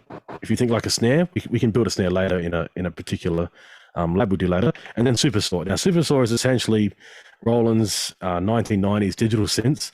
They put seven sawtooth waves together. And with the 7 sawtooth waves playing at once that are a little bit detuned, that's what they sound. That's what Courtney was talking about before. If you actually take these sawtooth waves and you make them detuned, they create new harmonics. And this is purely a digital thing, which they have brought back into like an analog sense with the new release of that. They've done the Juno X. Also in the oscillator section, we have an envelope.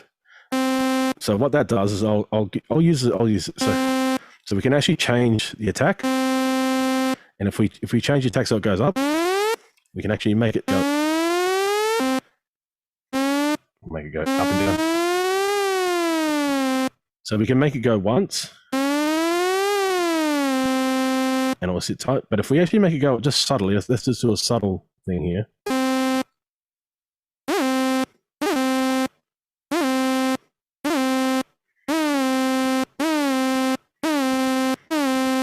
So that's like an attack you may get on an actual analog instrument. But you can actually do that in synthesis. So the other part of this particular thing, you can actually tune and detune. So you can change the pitch. There's a beautiful Gaia aliasing there, which everyone loves. And then you can do micro tuning as well. So that's essentially what an oscillator does on all the different frequencies. I'm only playing one synthesizer at the moment, so only one tone at the moment.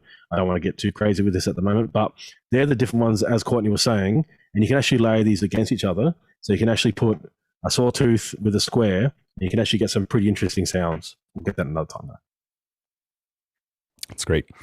And again, if you find this interesting, we are going to start doing some labs. We'll try to drag. I know that Karl's got some stacking up. Hopefully, we'll drag Nick into some of the conversations. We'll try to find a time that works for all of us. We'll see. We'll see how that turns out.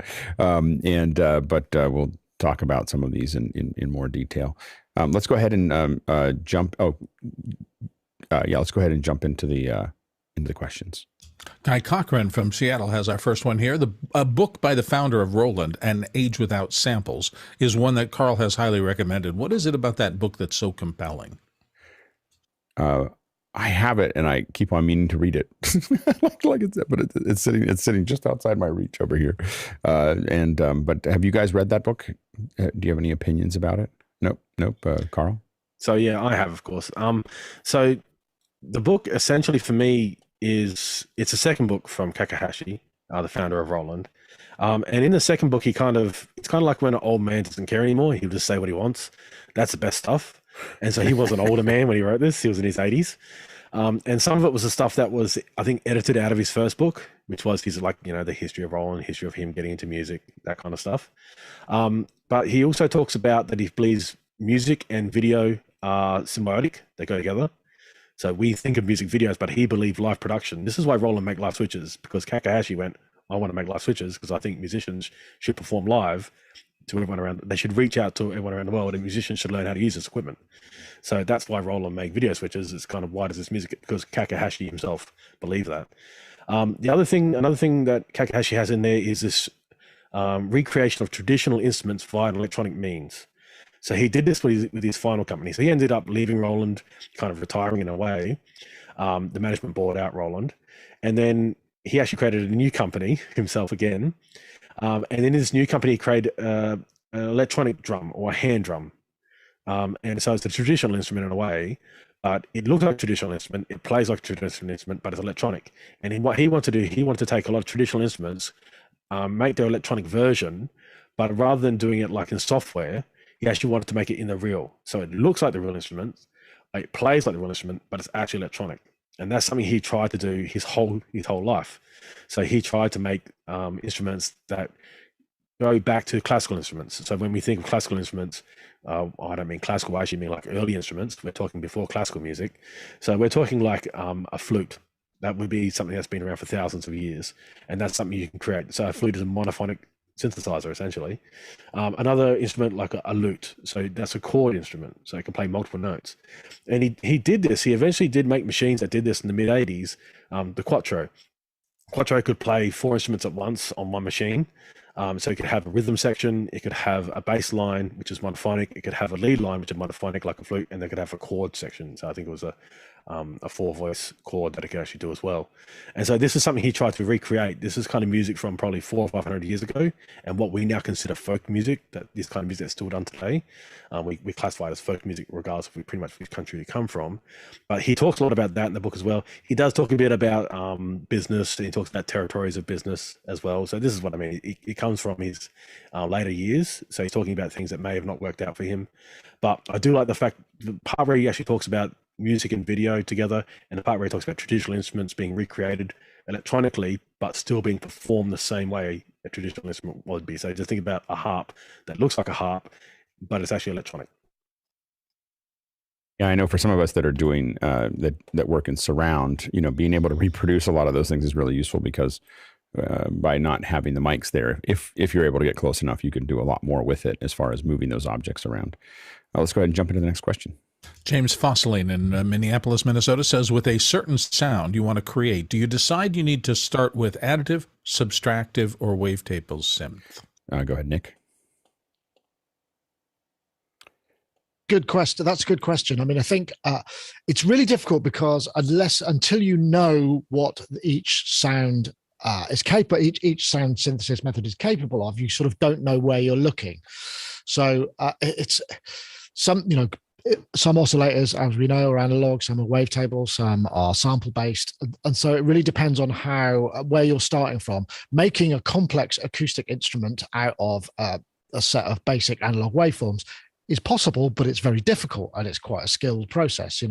Whereas if you've got a piano sample at the beginning, then you just need to dull it down and make it last longer, then that's a lot easier. Where more complex and hybrid sounds, you've really got to follow your ears on it. I mean, there is no shortcut to that, really. It's just a question of, if you have some of those techniques available, you'll sort of go, well, that sounds more like the starting point I should begin with, rather than this one. But I mean, there is no easy answer, unfortunately. Hey, go ahead, Karl. Yeah, so one of the simple ones I looked at was how to make a trumpet. So there was a series done probably about almost 20 years ago now, on Sound and Sound magazine. And they go through this, and one of the things they said was how to create a trumpet. And there's so many different levels that you have to go through with synthesis to actually create an authentic trumpet sound. As Nick said, it can be done, but it's quite difficult, where you could just record a trumpet, sample it, and that's another way of doing it. There's other types of synthesis as well. So like FM synthesis is quite interesting when it comes to, if you're going to start with FM synthesis, it was all the rage back in the 80s, but actually programming FM synthesis is quite hard with operators. So that's actually a bit of a skill in itself in actually creating usable sounds and not just metallic sounds, bell sounds. Additive synthesis, in theory, can create every sound in the world with enough sine waves. Just add them together. That's technically all the sounds in the world are technically just sine waves multiplied by each other and added to each other. But Nick's right. It depends on what kind of thing you want to go. This actually became quite a large thing in, I think, the late 80s. So we had the DX7, which was FM synthesis. We had the D50, which was part PCM and part virtual analog. So you could actually make some pretty complex sounds. And this is why there was a large boom towards the late 80s in digital synthesis of creating these kind of new sounds, which we heard on many different records that weren't heard in the early 80s. Our next question. Next one comes from Peter Moore in Auckland, New Zealand. He says, Karl, will my Mac OS VSTs, my very own old BeOS VSTs, work on Fairlight on Linux? Do VSTs have a common format, and therefore are they portable, or are they compiled for the native OS? Go ahead, Karl. So the question is whether you can use Contact in your Linux version of Fairlight. So with Contact, so what you can do in Fairlight, you can load Contact as a effect. And Contact itself is just a library. So while you're applying this effect, you can just play an instrument into it. So essentially you're going to get it via Contact. So Fairlight can see Contact, and Contact can hold a humongous library of sounds and instruments. That's how to do it. So as long as Contact can work on your Linux machine as a plugin in Fairlight, then your Contact library will work, as long as those plugins are supported on Linux as well. So the Linux question is the question there. Next question. Keith Harrison in London in the UK says, what are some good resources for someone just getting started? Go ahead, Karl. So as I said, the Sound on Sound magazine, that series is now available in PDF free from Sound on Sound's website. It does get very, very deep, very, very fast. Another one I would look at is, if you want to look at resources for actually getting into synthesis and sound design itself, there's online with YouTube, there's quite a lot. So this is kind of the beauty of YouTube. You can actually watch people actually create sounds from scratch. That they'll go to initial settings, they'll initialize a patch, and they'll show you from scratch how to make a sound. And I've seen Nick do this himself with synthesizers that he reviews. He'll actually create a certain type of sound just to show how it's done on that particular machine. So YouTube is a great resource because most YouTubers will start from scratch and show you how to build it up piece by piece. And so you can kind of follow along if you have a similar style of synthesizer. So you need a subtractive synth if you're going to do a subtractive type. Nick, do you have any? Now, of course, one of the resources, Nick has a pretty extensive site on YouTube, so definitely check that out. I know if I find myself running into Nick all the time as I search through, like, how do I do this one thing on my synth? Do you have anything that you suggest, Nick, when people ask you? Well, the educational, it's funny. I mean, I tend to follow my nose when it comes to that sort of thing. Right. And I think the key is really trying to identify what it is you want to know, and then finding this and applying the search terms to that. And that, because YouTube is full, to the brim with people who can show you this kind of stuff. It's just a question of figuring out what you're searching for. And I think, as Karl said, the Sound on Sound series is a really good place to start. But again, most people, or a lot of people now, find it quite difficult to engage with large bodies of written materials. So YouTube, I would say, would be the best place. I mean, it's much easier to hear and to show somebody something rather than describe it with diagrams and try this. Yeah, I have to admit that I find myself mostly going on YouTube and searching for the device that I'm trying to do it at, or this is what I'm trying to do. And I then hit subscription. I subscribe to a bunch of them when someone does something good. And a lot of times I'll see 3 or 4 different things. And then I'll go and skip through it and like, does this person actually have anything to say? I skip through it, and how quickly are they getting to giving me something operational usually, or theoretical sometimes, as it goes. But I don't think for me, I'm and this, again, this is, I'm by no means a synth musician. I just enjoy. I have a bunch of little synths that I love playing with. Another one to look at is one that a friend of mine has a site called Learning Modular. So if you know, there's synths, and then you can start to get into the modular stuff. And Chris Meyer has a site. You know, he's got a lot of stuff, and he's been on our show in the past. So he's got a great resource if you're interested in modular as well. And then CK Han on YouTube shows you him building the modular ones. He buys them in kits and then he solders them together. It's a lot of fun it's a little ASMR, but a little fun to watch. It's like an hour of him putting together a modular component. Next question. Rupert McRae in Dallas, Texas up next. What synthesizer-related YouTube channels do you recommend? I think we kind of hit that. Go ahead, Carl. Number one on the list would probably be Nick's. So Nick's is actually, because he's got such a breadth, you can actually go back decades. I think his YouTube goes back probably about a decade, maybe a bit over a decade now. But Nick will actually have every type of synthesis and every type of thing that synthesis can do. Other creators at the moment that I'm really enjoying watching is Lupop. So Lupop is from Scandinavia, and he has just a very methodical way of approaching how to show off a synthesis and how to show what a synthesizer, that particular synthesizer, can do. And then for entertainment value rather than any educational value would be Anderton Synth channel with Jack. So that's usually quite entertaining with Jack and the little things he does there as well. Yep. Next question. Peter Moore in Auckland, New Zealand up next again. Victor Cahallo, a former regular panelist here, put me on to the Native Instruments keyboard. It's got a link there. Carl, thoughts? Go ahead. We'll start with Nick and then Carl. Go ahead, Nick. Well, I'll just step in. Yeah, I think if you're working with Native Instruments plugins and software, absolutely great. With other things that maybe require customization, if you want the knobs to do specific things that would be mapping to your particular synthesizer, perhaps less so. I mean, the keyboard feels good, the lights are good, it integrates into the Native Instruments world really well. If you want to take up that, if you say, that's a great keyboard, I'm going to go and do a gig and I don't want to take my computer, not so much, because its brains are supplied by the USB connection in many cases. So you don't get a standalone function with it. But in terms of a studio, if you're working in the Native Instruments environment, then yeah, I mean, it's a great thing. What do you suggest for if you are going to take a keyboard on the road and you don't want to connect to a computer, what would you suggest, Nick? Well, many synths or many keyboards or many synthesizers will have a big control panel that, you know, you can actually just use. It's a synth in its own right, but all of those knobs will transmit stuff that you could then, you know, map to other things. But there are a number of different MIDI controllers that you can get from M Audio, from there's Nectar. There are a bunch. Generally, anything that's got presets that allows you to be able to store and recall configurations that, you know, you can use again and bring back, and rather than have to recreate every time. Good, Carl.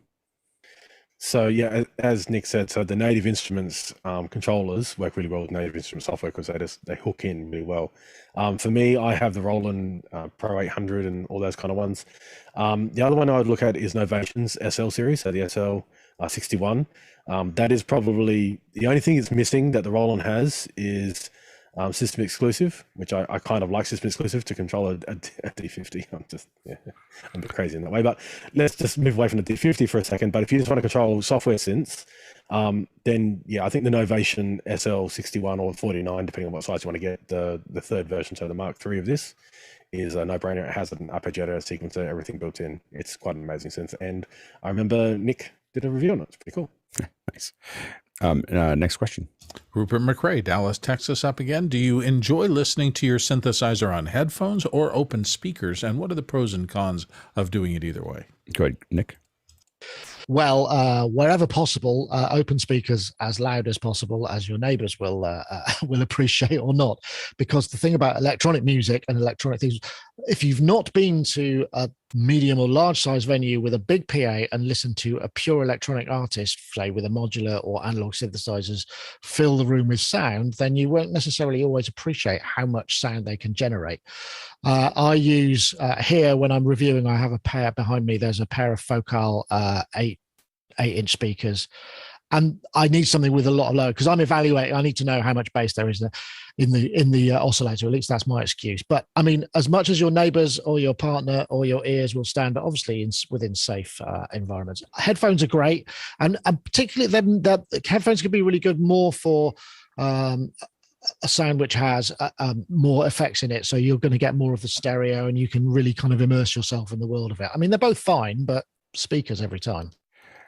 Yeah, I will find it interesting. I do a lot of different mixing now, or we're working on projects. I don't do the mixing, but someone's doing it. And what I've been amazed by is the difference between listening to it in the headphone versus listening to it in near field, the speakers being within 5 or 10 feet of me, and then working in a stage or a theater style. And it took me a little while to understand it's just the physics of the sound. The sound is being absorbed in a different way. It's propagating in a different way. And it sounds completely different in all those environments. And you almost have to have a mix for each one of them to make it work. So I, definitely listening through all of those options, especially if you're going to publish something. Go ahead, Karl. So I would agree with Nick. So I actually have 3 levels of sound that I do. I have my headphones. So I have the 280 Pro Sennheisers, which they get routed down to the low end, especially for my analog. I plug them into the back of the SEO too. I think it's not battery powered. I wish it was battery powered. That I could go anywhere and just have headphones and analog synth anywhere I went. And then my next level up would be actually I have the Roland monitors, which are discontinued now. So they're a 2.1. So they have a subwoofer this, very similar to the Yamaha. Yamaha has a similar system, the 2.1 system. And then I was a little bit crazy and I went and bought a KC990, which is the twin speaker Roland keyboard amplifier, which came on a pallet. So when it got delivered, it couldn't come out of the back of a van. She got delivered on a pallet. It weighs a lot. It's a very heavy keyboard. It's but that thing I've got amplifiers here, but that thing is redonkulous. It's a stereo amp, so you can actually get stereo effects out of it. So it's pretty cool. But so I have to wait for all my neighbors to go to work. Once they go to work, then I'll crank that up. That's right. One thing that I think we were talking about maybe in after hours. I had the opportunity to hear the Sennheiser Ambio soundbar. I wouldn't mix to it, but when you're done with something, if you're doing anything in surround, I was kind of amazed at what it sounded like. We were looking at something, and again, I think of everything in surround environments, and so it's kind of an amazing thing to listen to. Next question. Josh Kaufman in Pittsburgh, Pennsylvania, back again. Karl, what would be the minimum equipment recommended for the upcoming labs? Go ahead, Karl. So you'd pretty much just want a MIDI controller. So M Audio, as Nick said it before, I personally like the Roland A49. It fits on a desk. It's 49 keys. It's really shallow. You have the rocker. You have the D-beam for, just good old fun. You can actually introduce aftertouch via the D-beam. Kind of interesting that way you can do that. But that'd be about it. So you just need an audio controller. In theory, you could use your QWERTY keyboard to play into GarageBand, but I wouldn't suggest that. The other thing would be software. So anyone who has a Mac has GarageBand. You have software synths in there already, which is really cool. On Windows sides, there is Contact, which you can put into any others, and the Contact, you can get Contact libraries. So any software synths, there's a few that come free with Audacity as well, I believe. So on the Windows side, Linux, if you're into Linux, then you'll know yourself where to find them. But if you've got a Mac, you've already got GarageBand, so you're already ready to go as long as you get a MIDI controller. So I would say a 37 key would be good, but you can get away with a 25 key. My choice would be the A49 from Roland. And I'll try to drag some of you into the hardware as well. So I have a small collection of, I'm not trying to prove anything. I just like to play with it. So I have a bunch of a variety of Behringer synthesizers that are just fun to play with. So we'll see if we can't. We'll have to learn the 2600 together. All right, next question. Douglas Carmichael is up next. He says, I followed the basic bass example in Starsky Carr's tutorial. He's got a link there on my Novation Peak, but it didn't sound as impactful as his example. Why could that be? And how could I get a thick bass sound out of my Peak? Go ahead, Nick. Well, there could be a number of reasons. I mean, we don't know what his audio is going into. There might have been, and analog converters and digitization makes a difference with analog because you get the sub, you get the sort of theta waves, you get stuff down there that you're not really aware of that will affect what you hear further up because of the way that the energy works. But synthesis techniques, I would say, look at the the oscillators. Peak's got, I think, 3 oscillators. So maybe think about adding a sine or a triangle wave, an octave lower, and bringing that in underneath, and that will give you some extra sub that will, work to taste. Again, you sort of need to be able to monitor it correctly to be able to hear that. Also think about unison, because obviously the Peak is a polyphonic synthesizer, but you can create unison voices, which what that does is kind of take, say, an 8-voice synthesizer and bring all the voices together so that they will all play on a single note. Be careful with that, though, because that can be a little bit overpowering. It sounds great, in your own time, but there's less room for it perhaps in a piece of music. And so you have to kind of make the room for it. Maybe a bit of drive. The Peak has a lot of drive. So there's pre-filter drive, there's post-filter drive, and there's an overdrive effect. That will all change the way that the harmonics work. And it may be, those are things that will add. But I mean, if you did what Starsky said, then I would suggest looking at maybe your signal path. It may be that there's just something you're missing in that he's got that you haven't. Go ahead, Karl. Yeah, so I have the Summit, which is the Peak on steroids. Yeah, it is. So it's a hybrid synth. So it's an analog path with FPGA oscillators and FPGA effects section.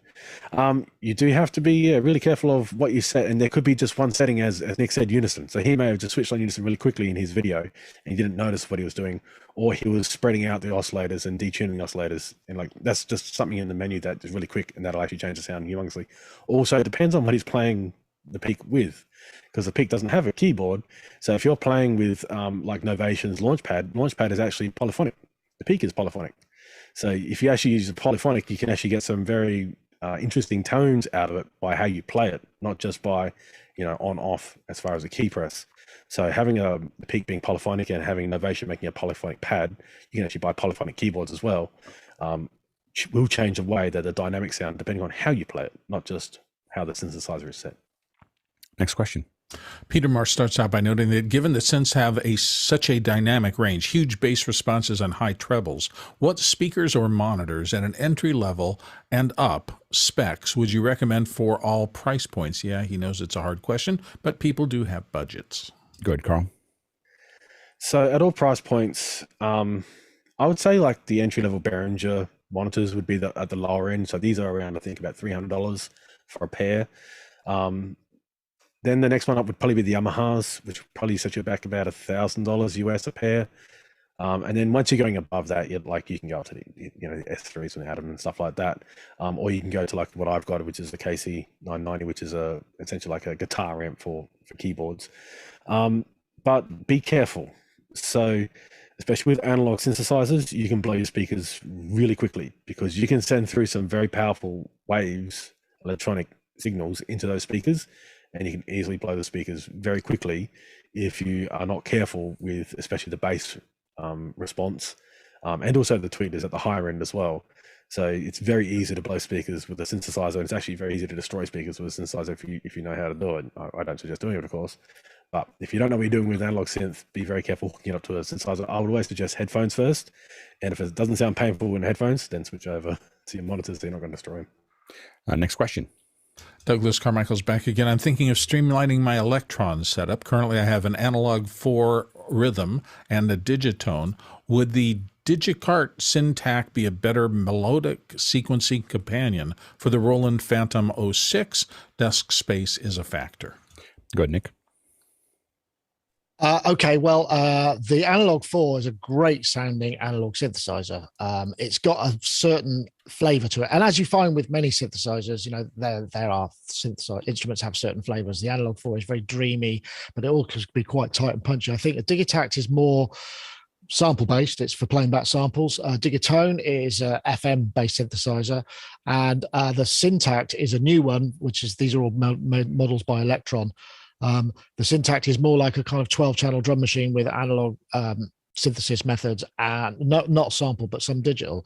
So if you've already got the Roland going on there, that's going to give you what I like to call your bread and butter sounds, which are the big polyphonic sounds that are harder to get out of, analog synthesizers. So I would kind of stick with the Analog 4 if I was you, to be honest. If you're not looking for unless you're looking for drums, in which case, maybe the Syntac would be a better mod. But remember, the Syntac is it's 12 channels, but if you want to play chords on it, you've got to record a note for each track, which is not really a very compelling workflow, in my opinion.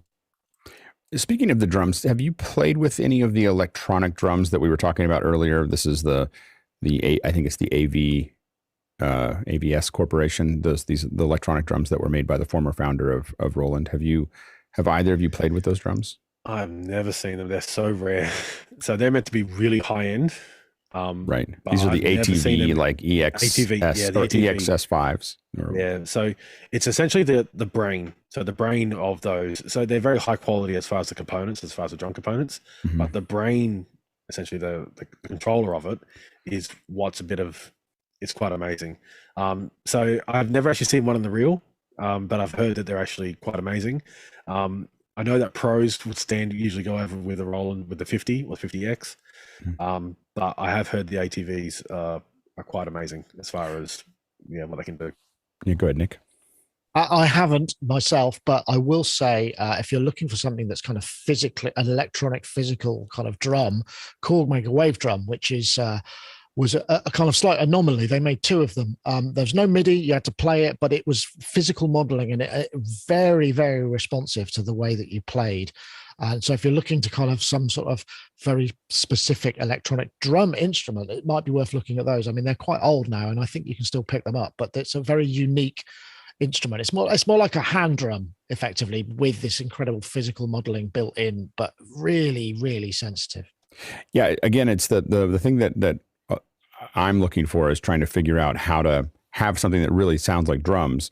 But we had some come in and I don't remember what they were. We were doing some surround tests and everything was all electronic. Like we just decided we're going to try this idea that we have keyboards and we have drums and the only thing that was going into a microphone was vocals and everything else was all, so it was, on stage, it sounds really cool because it's just like, you're barely making any noise at all. But it sounds like a full sound, later.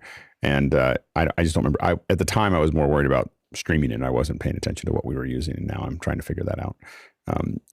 You were going to say, Nick? I think they were probably a Roland drums because Roland seemed to make the most advanced live kits that people are using live. I mean, from just pads for triggering samples and playback to things that really, I mean, it is a case of the more you spend, the better it gets with the drum kits because you've got all these levels of velocity and the dynamics, and it really makes a difference, as to the way that they sound. It was probably something high end from Roland. That's great. Next question. Ronnie Hofsey in Tromsø, Norway is back up again. Says, so besides playing engaging tunes during any basket match, what would be a good example of using a synth in a live show, broadcast, or Zoom meeting? Practical use and inspirational examples, please. Go ahead, Nick. Okay, well, I would suggest, I mean, depending on what you want, something kind of polyphonic that will allow you to create kind of arpeggios and chords, and you can just play chords into it and they'll trigger rhythmically. It's a kind of like an accompaniment type of thing, and you can put the sustain pedal on and they'll just sort of evolve and play around, and you can go from very short gated sequence type stuff, which will be exciting, to sort of more languid and a legato, and then you can maybe tweak the knobs as you go, and it requires less compositional skills but would enable you to create these kind of beds that were interactive rather than just playing back an MP3 or whatever. I would say any modern polyphonic synthesizer will probably give you what you need pretty much there. I mean, it's soft or hard. I mean, they've mostly got these sort of features involved in them at this stage.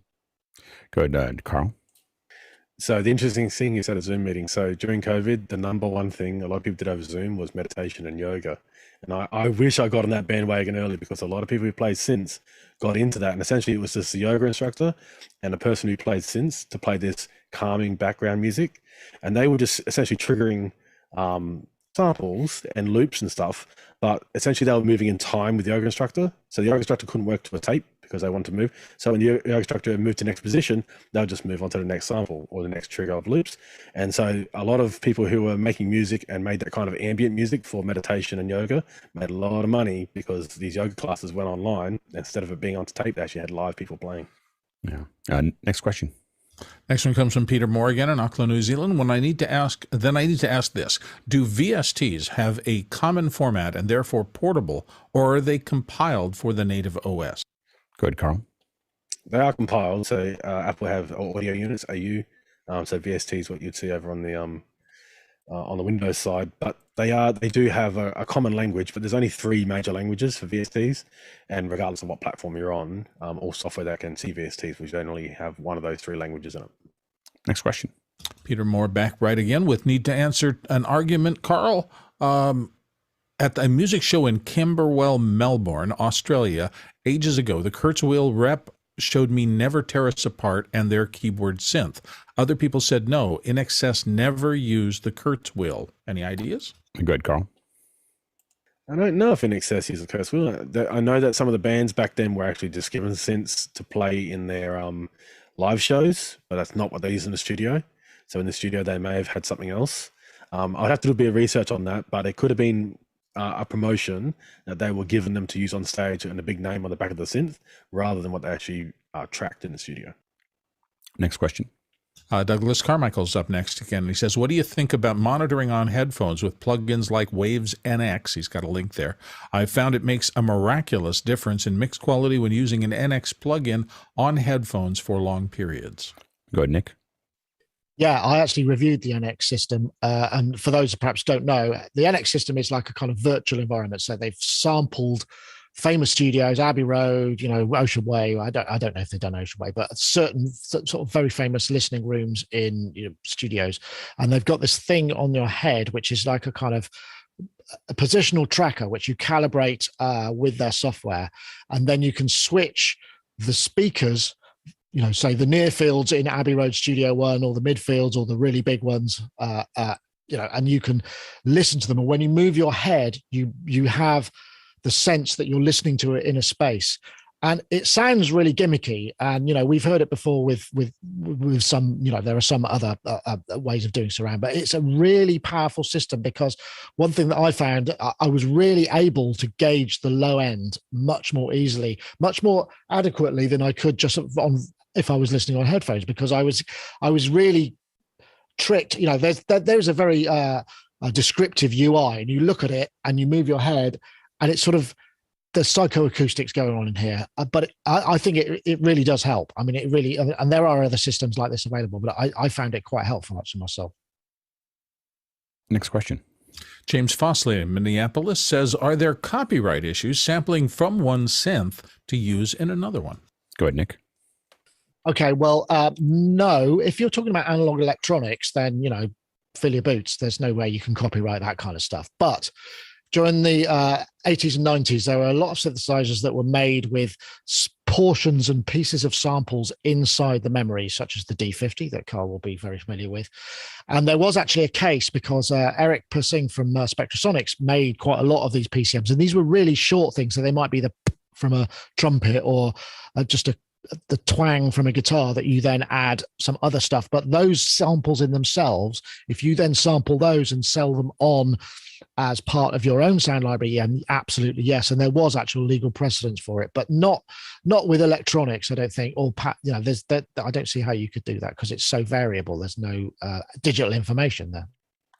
Next question. Rupert McRae in Dallas, Texas, here on the panel says, can synthesizers ever need calibrating like tuning an instrument? Go ahead, Nick. Most definitely, yes. It's interesting. Monophonic synthesizers, the older they are, the more calibration they need. As modern electronics become more microprocessor controlled throughout the history of instruments, they have self-calibrating routines that will happen while you're not playing a note, and they'll just sort of quickly tune. And it's a question of not only tuning that, it's the scaling. So from the lowest note on the keyboard to the highest note on the keyboard should be pretty much a linear line, but you quite often get these sort of wonky bits, and that's what it has to. So it's like C up here needs to be in tune, not slightly off. But with polyphonic analog synthesizers, it's a nightmare. I mean, there are very few companies, even the famous ones, who can successfully make a true analog polyphonic instrument that stays in tune properly. And you can test this by, if you have a synthesizer, usually when you play consecutive notes on a polyphonic instrument, it cycles through the different voices, the voice cards, the electronics. So if you have eight presses, we'll go 1, 2, 3, 4, 5, 6, 7, 8, back round again. And you quite often hear a kind of da, da, da, da, da, da, da, da, and it's really obvious. And then there's usually a calibration routine as part of that. But some are more successful than others, shall we say. Go ahead, Carl. So yeah, so back in the 70s, it was interesting. You couldn't really take them live because it was so hard to keep tuned from beginning of the show to the end of the show. And then in the 80s with the Jupiter 8, and then later on in the 80s, we had digitally controlled oscillators.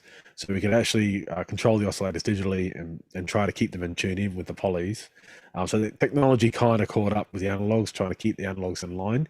And towards the mid 80s, the end of the large polys, the last hurrah for the polys as far as analog was concerned, there was a lot of computer controlled in the background, or microprocessor really control in the background to control the voltages going to those oscillators. Now with all the synths I've got that are analog, they have little pots in them, or little screw holes in them where you can actually go in and change them. And as Nick said, so with let's say for modular, you'll have volt per octave.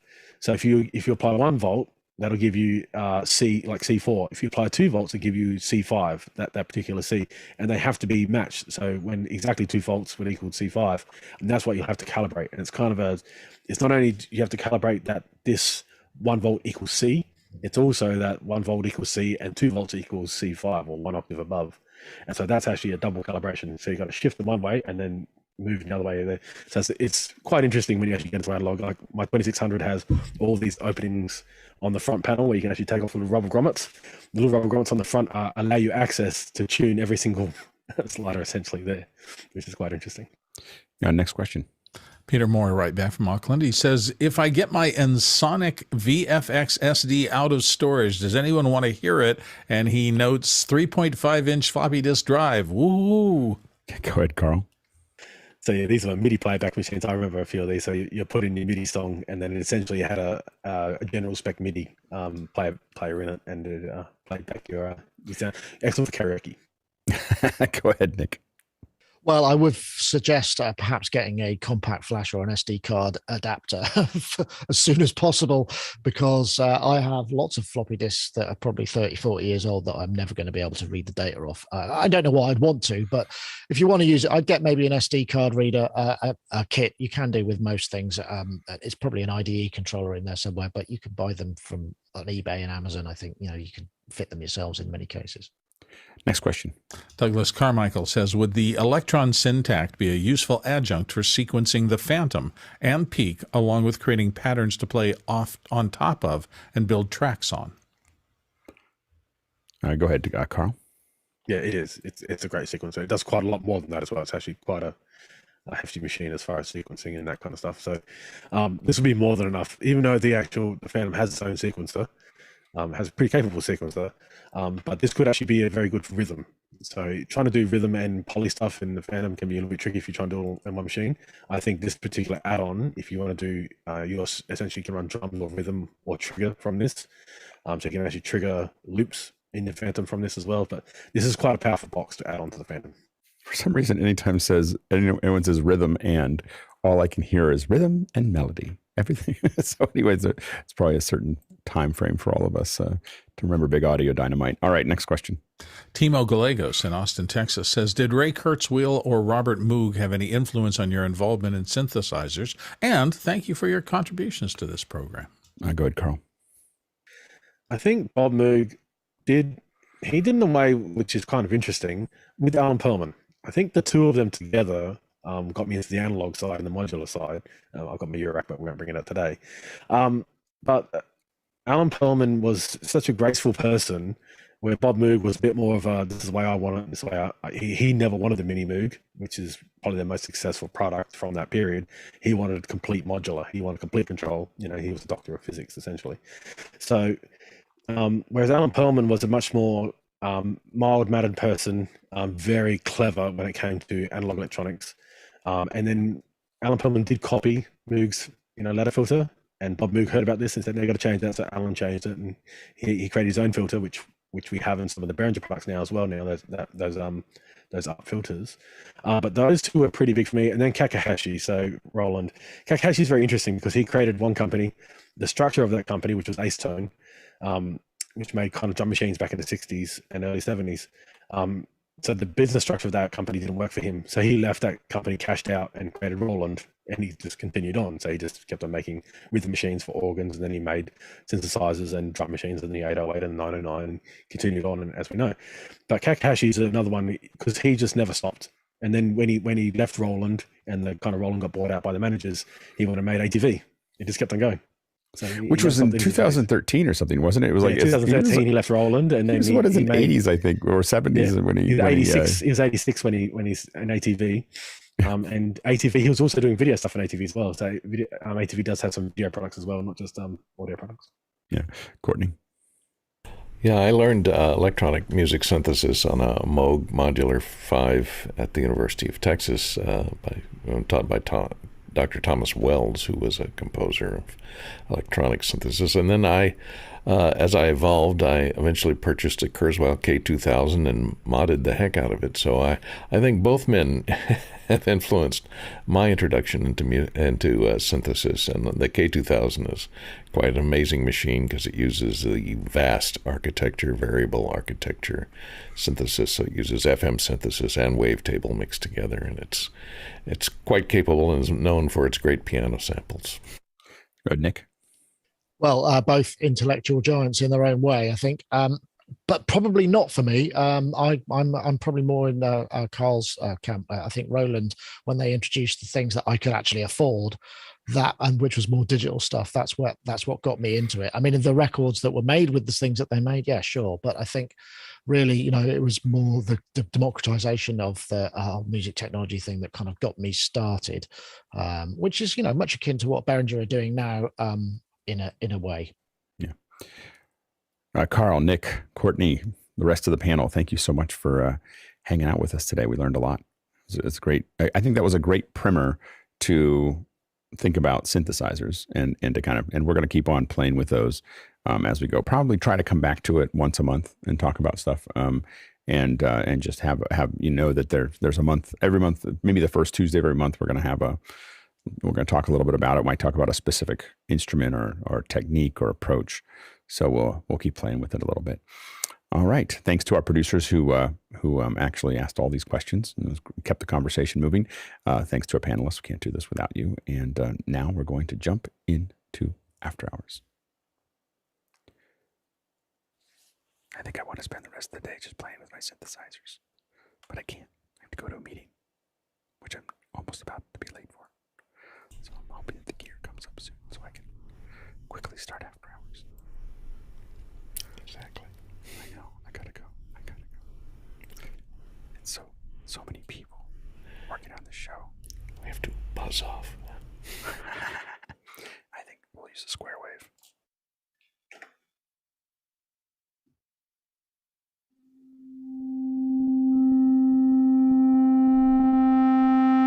Do not attempt to adjust your set. We control the audio. We control the horizontal.